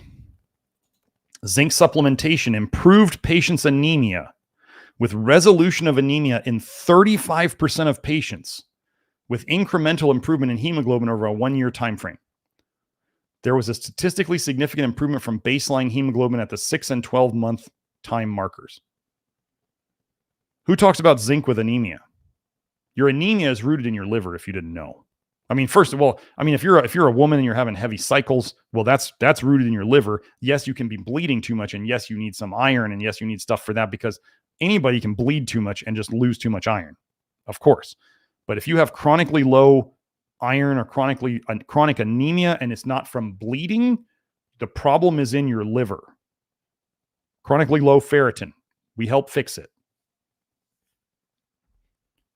Your liver is, in Chinese medicine, your liver is like I forget what it is in Chinese medicine. Your liver is the storage house of your blood, and your liver basically runs your blood, if you didn't know. Okay, and finally, the last one. Zinc and the liver. Liver disease and cirrhosis was the final one on that list. The role of zinc in liver cirrhosis.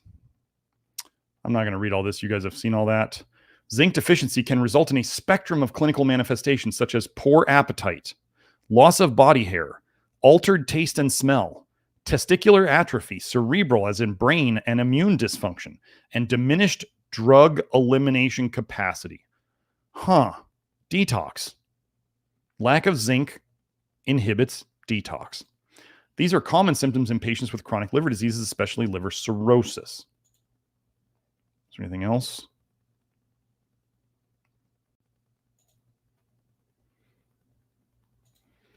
In the present review, we summarize the emerging evidence on the pivotal role of zinc in the pathogenesis, disease creation of liver cirrhosis. Sounds kind of important. I'm not going to go through all that research.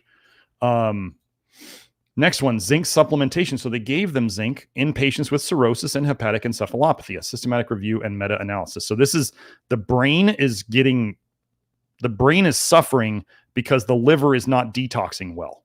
Basically, that's what you can think of. The brain is like getting cooked with toxicity because the liver is not doing well. Conclusion, a combination of zinc supplementation and lactulose over 3 to 6 months may improve the number connection test in cirrhotic patients, whatever the number connection test is, with low-grade hepatoencephalopathy compared to lactulose only. So the zinc made it work better. Let me see what I got on this one. Zinc supplementation and its benefits in the management of chronic liver disease, an in-depth literature review. Let's hit on the important parts. Oh, I love this. Micronutrient deficiencies in patients with chronic liver disease include zinc, vitamin A, vitamin D, and selenium. Okay. We help fix the zinc and selenium, and we basically, I don't want to say we ignore vitamin D, but we don't do anything about vitamin D, and we fix that problem. And vitamin A gets low because it's in other forms that they don't measure. It's crazy how we've actually literally had a lady fix her own cirrhosis, and we completely ignore these. But we definitely work on this, and we definitely work on this. Oh, I thought I'd go over this. So mild deficiency, mild zinc deficiency. Let's look at the symptoms. Anorexia, that's lack of appetite. Impaired wound healing, infection, altered taste, altered smell, weight loss, severe deficiency. I don't know how, oh, is that, I guess you're saying this is where severe deficiency starts. Hypogonadism in males, that would be low testosterone, guys. Diarrhea, alopecia, bullous pustular dermatitis. This could also go along with probably like cystic acne. Cerebral dysfunction, as in brain dysfunction. Wait, look at this. Impaired night vision due to associated vitamin A deficiency. I'm going to tell you guys something. There's a very weird thing in the research. When they have kids who are like starving, like literally starving, and they never get any meat, so they never get any zinc and they never get any protein, their eyes are falling apart. Sometimes they go in and they give them high doses of vitamin A and their eyes get better and they go, oh my gosh, you had a vitamin A deficiency.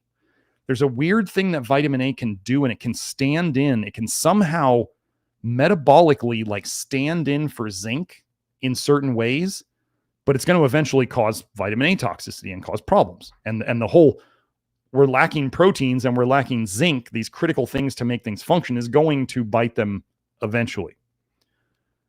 So whenever you see something, and I've shown this in other research, whenever you see something that says it's a vitamin A deficiency, I can tell you that the research shows that it is either also a protein deficiency or a zinc deficiency or a taurine deficiency,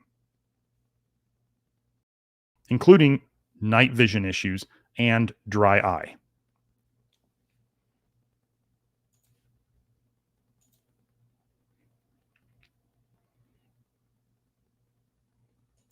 I just wanted to go over this. This is funny because I thought this was kind of part of the whole PSYOP thing, because I like zinc picolinate. I have been using zinc supplements with people. I mean, I started in practice 2006. I've been using zinc supplements with people for a very long time. I have found, after trying all these different types, people be like, you try this type, you try this type. Yeah, I've tried all of them. And I've been doing, ever since I started hair testing, I've really been watching it. I found that zinc picolinate works the best, and then zinc niacinate or nicotinate, which Kelsey brought to my attention, also works quite well. Okay. Most of the other zinc supplements that they use, I'm going to show you, are not good for you.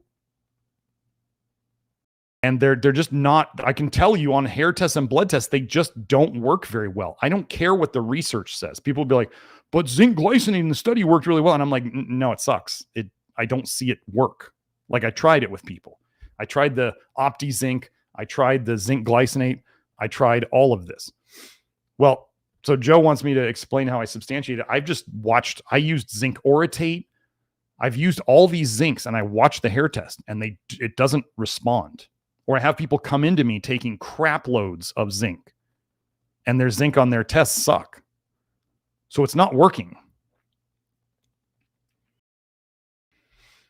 So let's go over zinc replacement in this big zinc paper. I'm not saying this paper's good. I'm saying there's problem. This paper has problems, which is true for all the zinc stuff.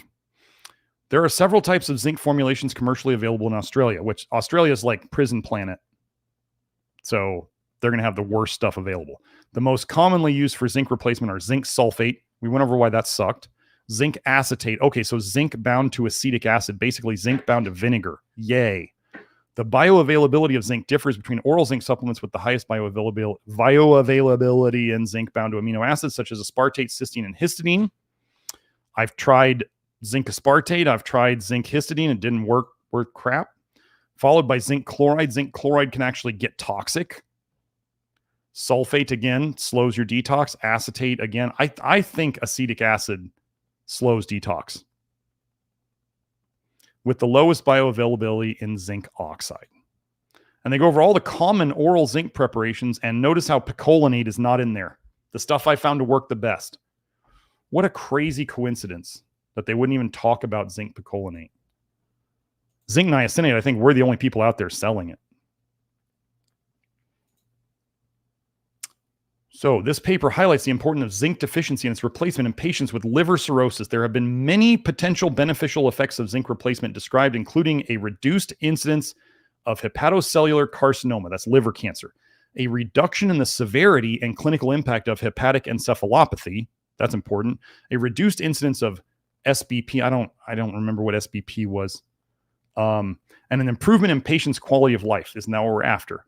The strongest evidence to date for zinc use in patients with liver cirrhosis is in the management of hepatic encephalopathy, whereas liver cancer risk reduction remains unconfirmed at present.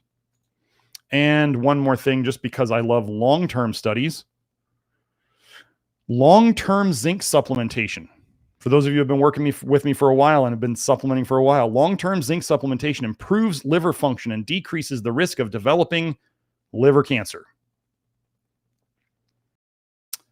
Patients with chronic liver diseases usually have lower concentrations of zinc, which decrease further as liver fibrosis progresses.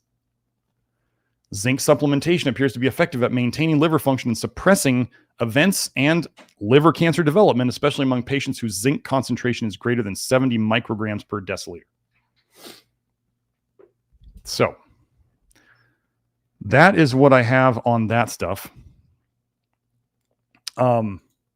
Let me pull up the chat. Okay. Move that out of there. Okay. Joe, you gave me a couple of super chats, so let me look here. Darius asks, what are my thoughts on creatine and trimethylglycine? Okay. Those of you who know me well know that if you've been seeing the mega push for creatine right now, it was like, it's so totally safe. Just take as much as you can, like 20 grams a day. And everybody, you know, they're like, oh, this new study came out. There's something. Okay. First of all, do you think they would want us to have something so easily available, so cheap, that is like fixing people's brains and making people stronger? Do we actually think that there's going to be like consequence-free mega creatine dosing? I don't believe it. There's something that, this is why the methylene blue is coming out and the nicotine is coming out and the ivermectin and all this stuff is coming out now. There's a reason. They're trying to do like, so can these things be synergistic? Could creatine combined with something else be synergistically extra bad? Sure, why not? Why not? We can figure it out later. I just get to watch from the, you know, I'm one of the looky-loos driving down the freeway looking at the accidents, and I'm just driving along going, there's going to be an accident ahead. I know it. I'm going to see it when it happens, and then I'll go, oh yeah, you shouldn't have been driving like that. That's what I'm going to be saying about all these things. Am I going to be taking? There is what is Will? Is Will in the chat? Let me see this. Methyl.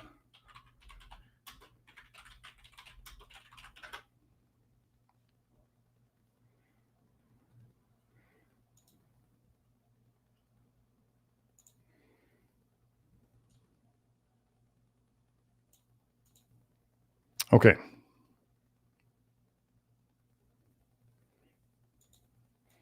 Okay, so Will hasn't been here. Anyway, Will brought this to my attention. Joe, if you want to share the screen. Will brought a couple of these studies to my attention. Urinary creatine and methylamine excretion following 4 times 5 grams a day or 20 times 1 gram per day of creatine monohydrate for 5 days. So methylamine is an aldehyde. So this is how much aldehyde you're peeing out. So it's going through your kidneys. Your kidneys are probably not very happy. Here, Joe, I'll get that link.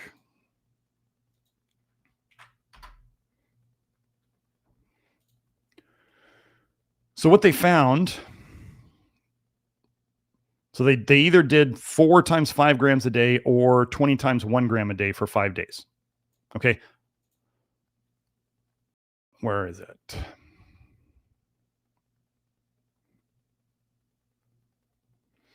Basically what they found, the lower excretion of creatine, so if you want to, who's going to take a gram a day 20 times? suggests a greater retention in the body and most probably in the muscle. Lower and more frequent doses of creatine monohydrate appear to further attenuate or reduce the formation of methylamine. I do not believe, folks, that creatine is like, everybody's like, it doesn't hurt your kidneys. It doesn't hurt your kidneys. I can tell you that my low back gets so stiff on creatine. I've seen multiple people on Twitter be like, I can't take creatine. My back will just be a wreck. I've seen multiple people say it. This is not some small thing. Again, most studies are not years long. I'm going to put it this way. If you want to mess with creatine, that's on you. 2 grams a day is the max I would suggest.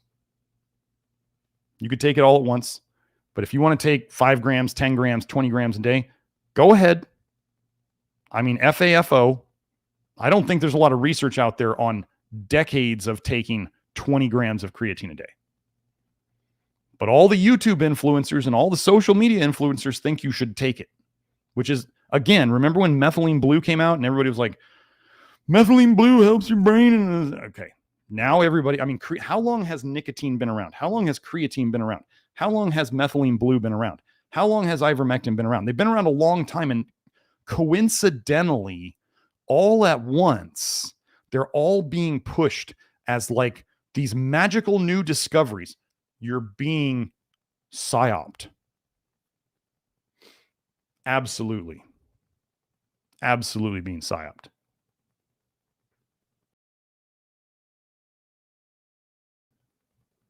Oh, Joe was just asking, creatine monohydrate is the supplement, Joe. Creatinine is the kidney marker. And if you take creatine, your creatinine on your blood test will go up. If you're a bigger guy, like bigger muscles, your creatinine will tend to be higher. There's all sorts of stuff with that.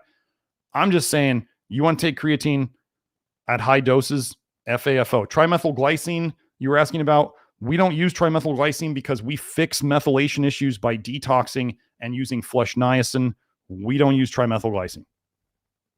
If people are using it when they first come to us, by the time they're fixed enough, they won't need it anymore. They won't want it anymore. It might even turn on them because it's putting too many methyl groups in them. So we do not go around trying to exogenously or from outside of the body mess with methylation inside the body. We let the flush niacin detox, and we do all the other detox stuff to fix it. I used to do methylation functional medicine nonsense, and it didn't work and it didn't make sense most of the time, because you'd have people who their questionnaire would say they're over methylators and their blood test would say they're over methylators, and then you try to give them the over methylator stuff and they'd have a horrible reaction. Then you give them the under methylator stuff and they'd feel better. It doesn't make any sense. I was technically, then you learn about the flush niacin test for methylation, right? If you take a small dose of flush niacin and you flush, then they'll say you're an under methylator. Okay. And if you can take a high dose of flush niacin and you don't flush, you're an under methylator or an over methylator. But wait, I used to flush on 50 milligrams of flush niacin, and now I take 2,500 a day and I don't flush. So what, did I change my methylation state? Did I change my MTHFR? Forget about the methylation crap. It's another distraction. It's another thing that's not going to ever fix you. The people who do, and just so you guys know, the practitioners who give you a ton of supplements based on your genetic testing, that is just the worst approach I've ever seen. I've never seen people more disappointed in an approach than that kind of approach. So, okay. Darius asked, does a caloric deficit help with detox? Probably not.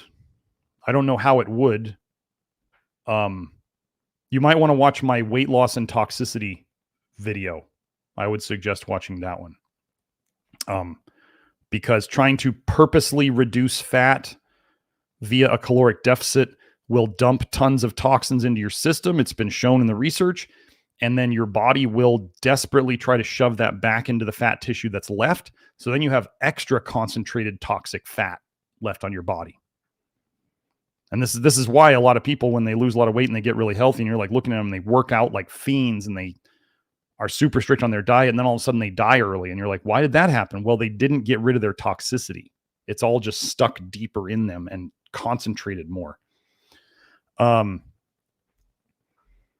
Darius's next question: when will the Love Your Penis protocol be released? I'm going to leave that to each guy on their own. Each guy can figure out that approach on their own. That's not something I'm going to be writing about.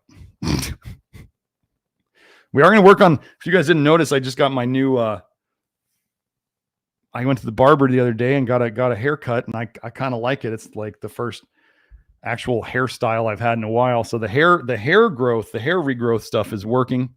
It's coming in nice. It's my first, I think it's my third barber haircut in like 20 plus years, 25 years maybe. So I'm pretty excited about it. Kelsey likes how it looks, so that's the best thing. Okay, so let me go look. We are at 11:56. All right, let me look at these.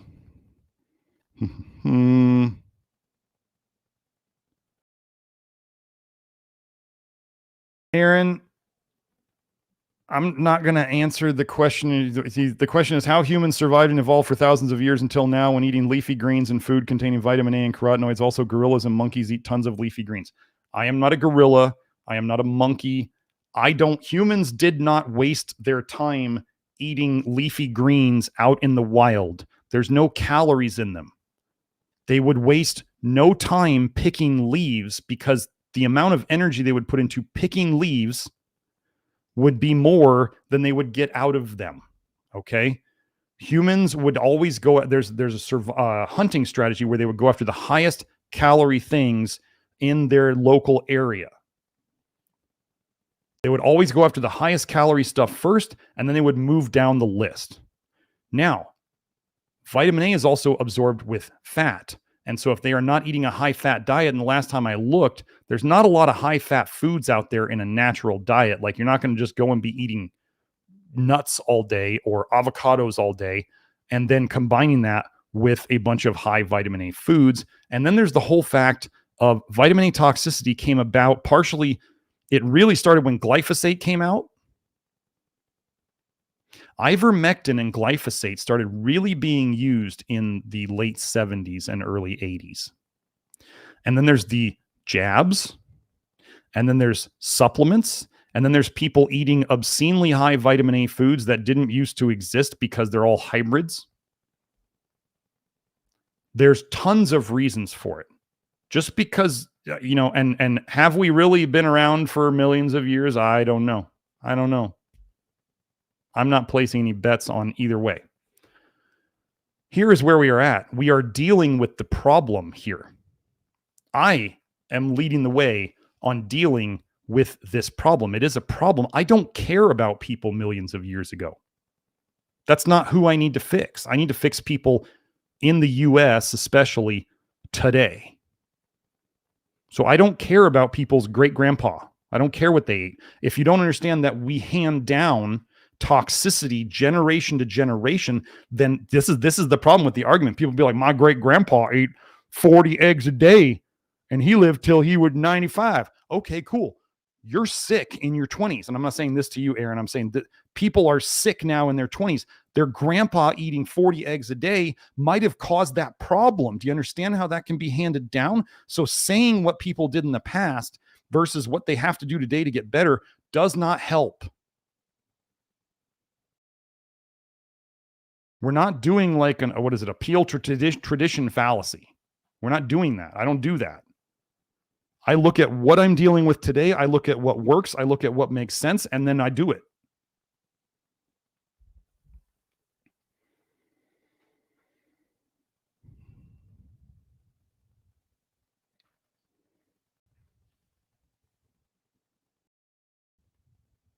Okay. Bean there says, I started taking zinc 50 milligrams twice a day. Nobody told you to do that.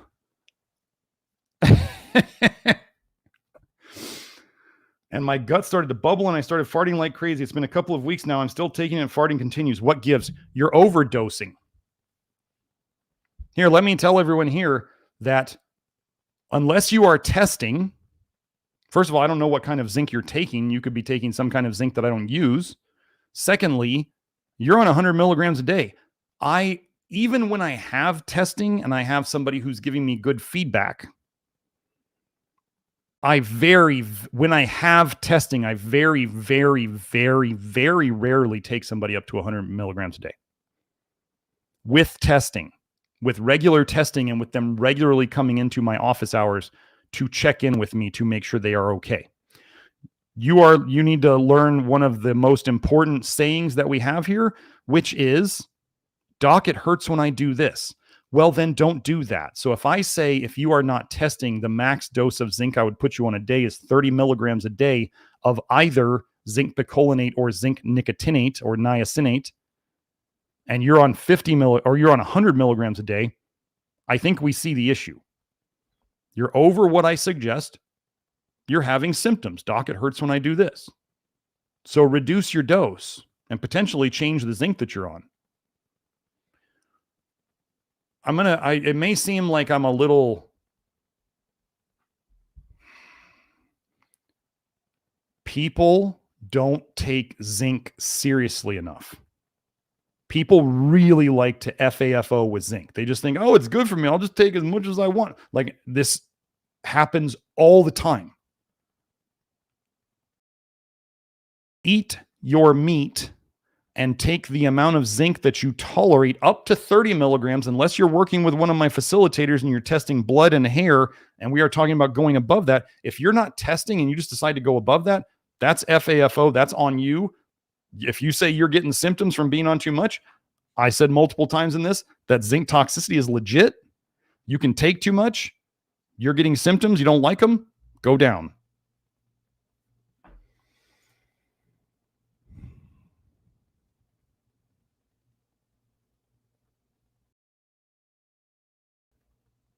Hold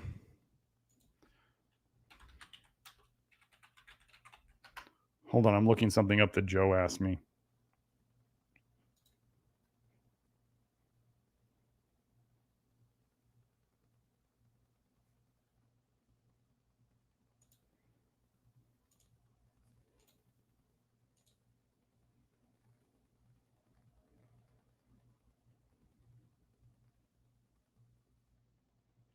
No.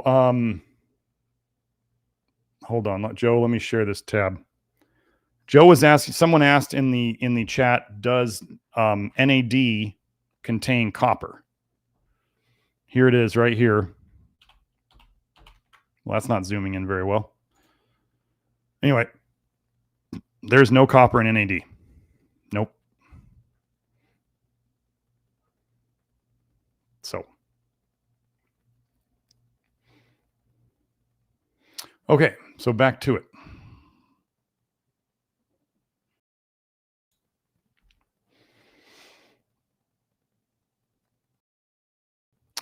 Christopher 3D says, Chris Masterjohn says zinc picolinate isn't absorbed and utilized by cells well because he tests so much for people. He doesn't recommend it and shows research that the body just dumps it. Can you comment on this? I think Chris Masterjohn is the sickest health guru out on the internet, and I think anybody who wastes their time listening to him deserves what they get.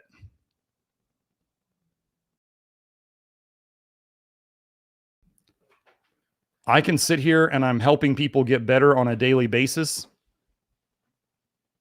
and he spouts off saying stuff, and my results in the real world actually show that things work. And then I just so happen to get a lot of people who have been eating the WAPF way and the Chris Masterjohn way, and so I'm getting his fallout, and he's telling you that my zinc choice is bad, and I'm fixing some of the people that have been broken by his approaches.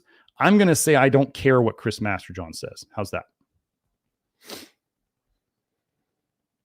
Okay.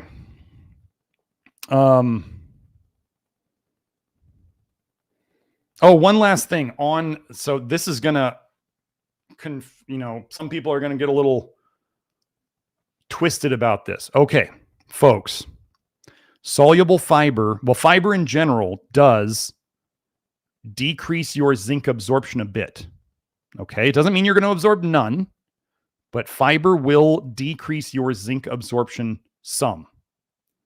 So, of all the things that we talk about on the program, when people say, "Well, do I take this with this, or do I take it with food or without food, or what? Oh, what do I do?" And they're trying to make it super complex. Okay, the the biggest thing that you could do on the program to help maximize your zinc would be if you have a meal of the day. Well, first of all, always take your zinc with food. Let me say that again.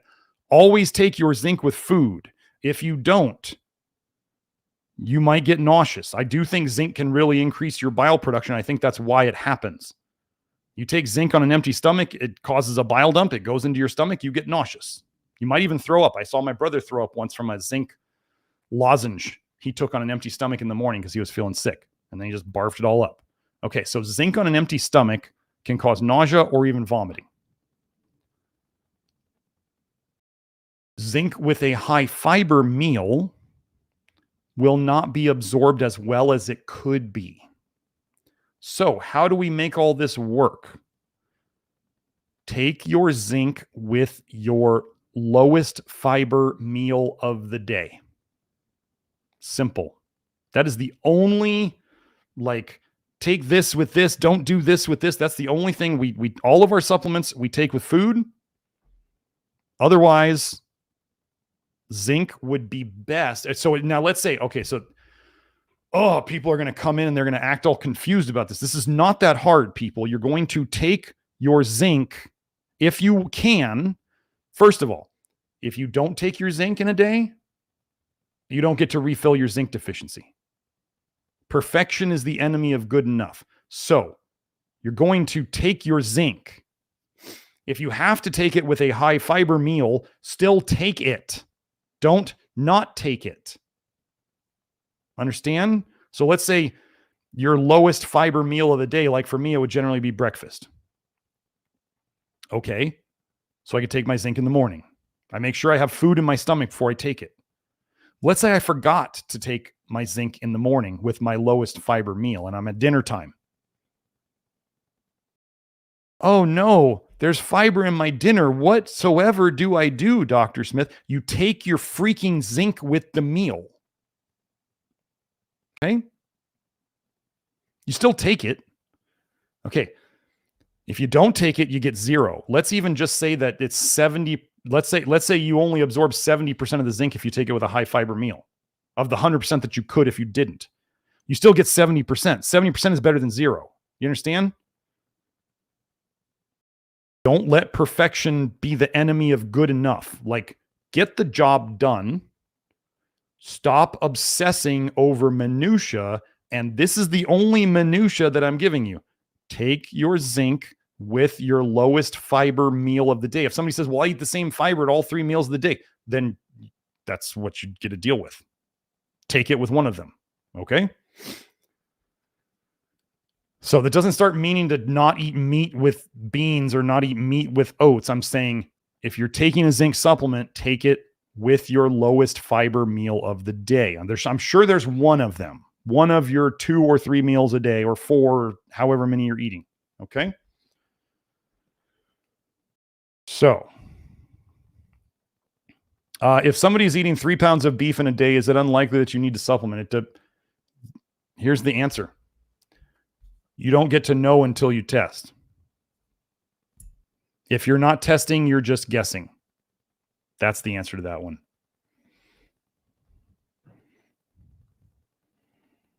Michael asks, how could zinc make my stools small and pale? I don't know, but here's the answer to that. Doc, it hurts when I do this. Well, then don't do that. You don't want small and pale stools.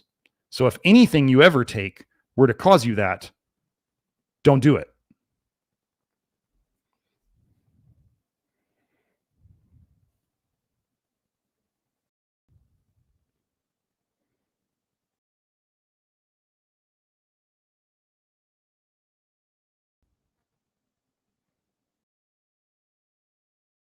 Yeah, I think I'm going to wrap it up. We're at 12. I got to get to the inner circle. Okay, so Joe, yeah, so let me just hit on a couple things before we go. So first, again, we did this show partially because of the new liquid zinc. I turned it over because that's how, okay, so you can kind of see like it's all shook up. There's no powder residue at the top. So if you get this bottle, okay, and it's been sitting in, when we were getting it, it was in shipping, right? So it's settled pretty good. The first time you get this, you're just going to have to like just sit here with it for like a minute, maybe, just to get all the powder off the bottom and get it in suspension. Then when it's in suspension, you can see it. It's all white, right? But if you turn it over and you see powder, a layer of powder still on the bottom, you just got more shaking to do. It's fine. This stuff is so much more like milky than the old stuff was. Those of you who have the old stuff, actually, I have the old stuff right here. This is the water and the liquid zinc. So that's what it was down there. And it's, when you shake it up, it's nowhere near, it doesn't get as milky. Now, one thing that we have added to the new liquid zinc picolinate, one thing that we've added, we did add xylitol from it's non-GMO xylitol from birch bark. No one would make it without something like either glycerol or glycerin or xylitol in it. They wouldn't make it. So xylitol is not bad for you, especially if we're talking about like if you took 30 milligrams of zinc from the liquid zinc, you're taking 15 drops, of which about half of that is xylitol. So you're taking 7.5 drops worth of xylitol. Your body makes 10 to 15 grams of xylitol a day. Ignore the research out there where they were trying to say people with more xylitol in their blood had more problems. Those people were toxic and they were not detoxing well.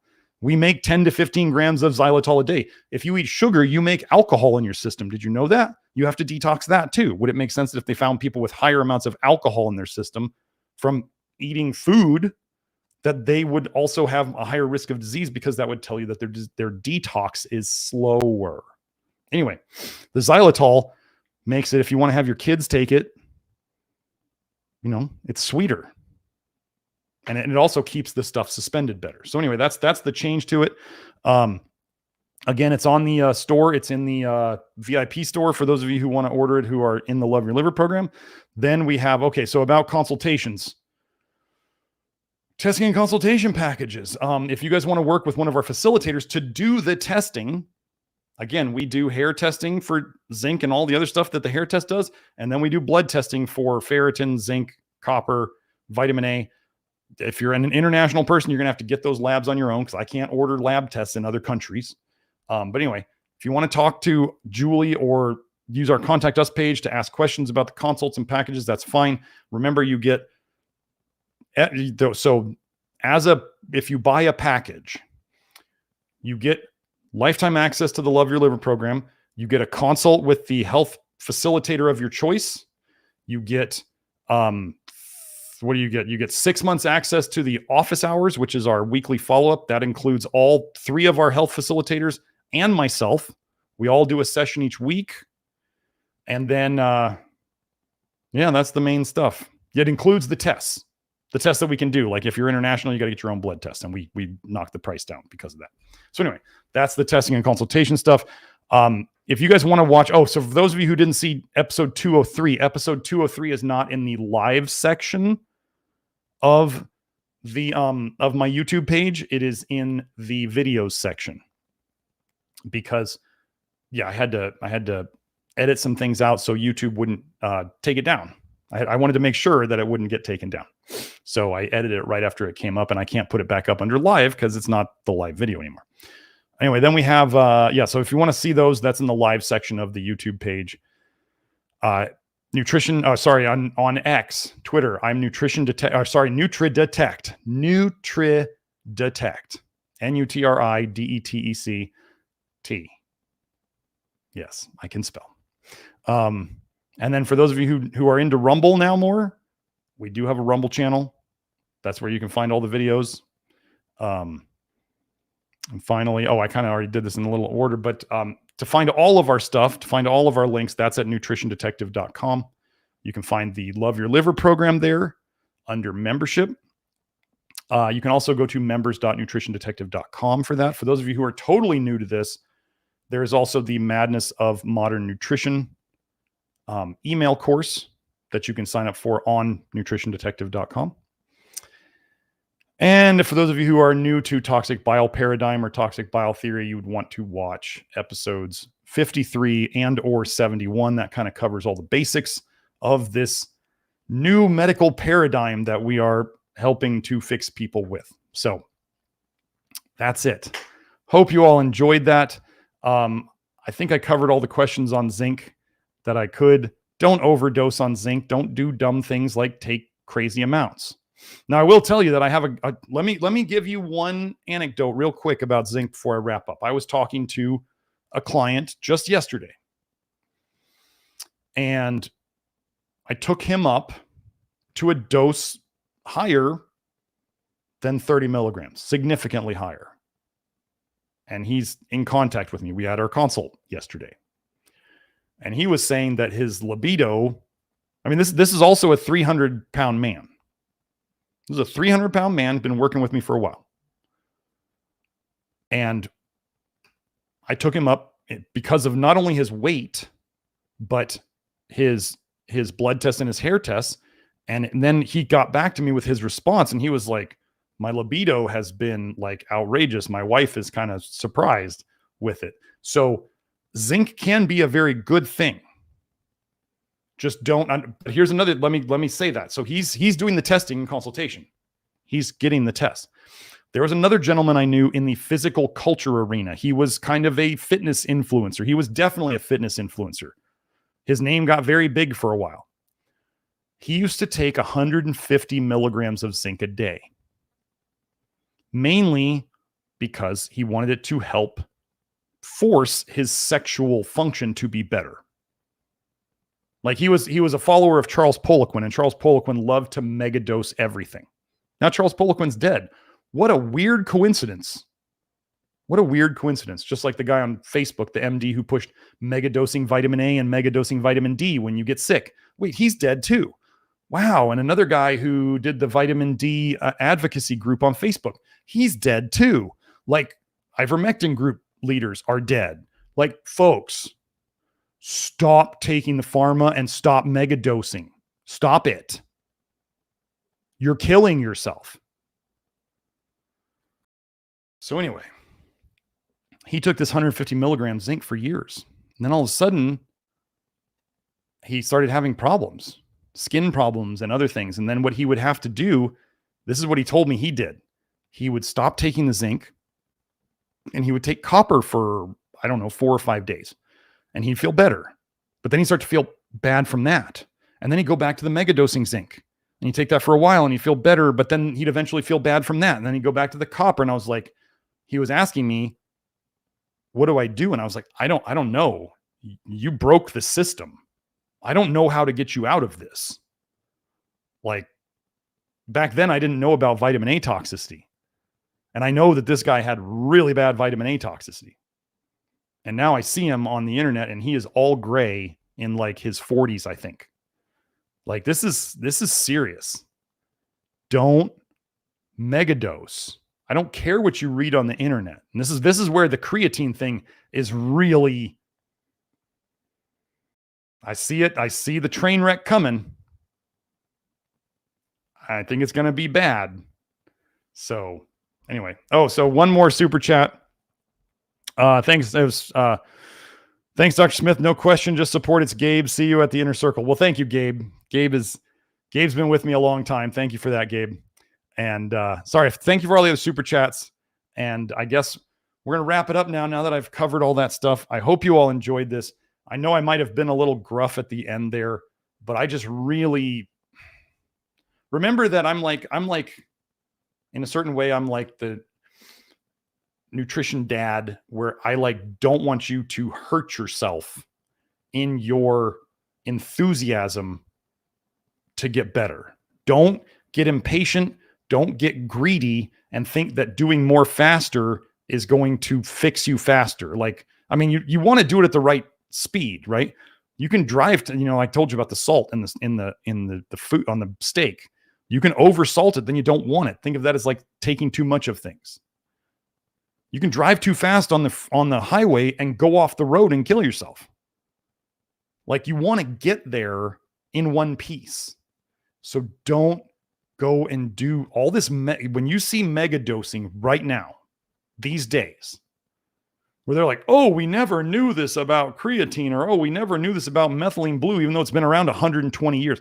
Are you seriously telling me that you think the big tobacco was withholding all these magical health benefits of nicotine? They are the sellers of nicotine. They make it. That's their job. They needed to replace their tobacco income because people aren't smoking. So they're just purifying it into nicotine and using social media influencers to sell you on it, and now claiming that there's magical things happening from taking nicotine. It's a stimulant. Stimulants look good short term. They all fall apart long term. It's a pesticide.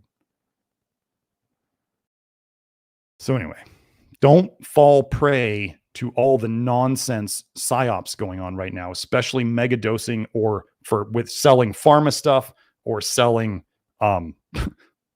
big tobacco stuff. Don't fall for it. Okay? So I hope you all have a great week. I will talk to you all later. Bye now.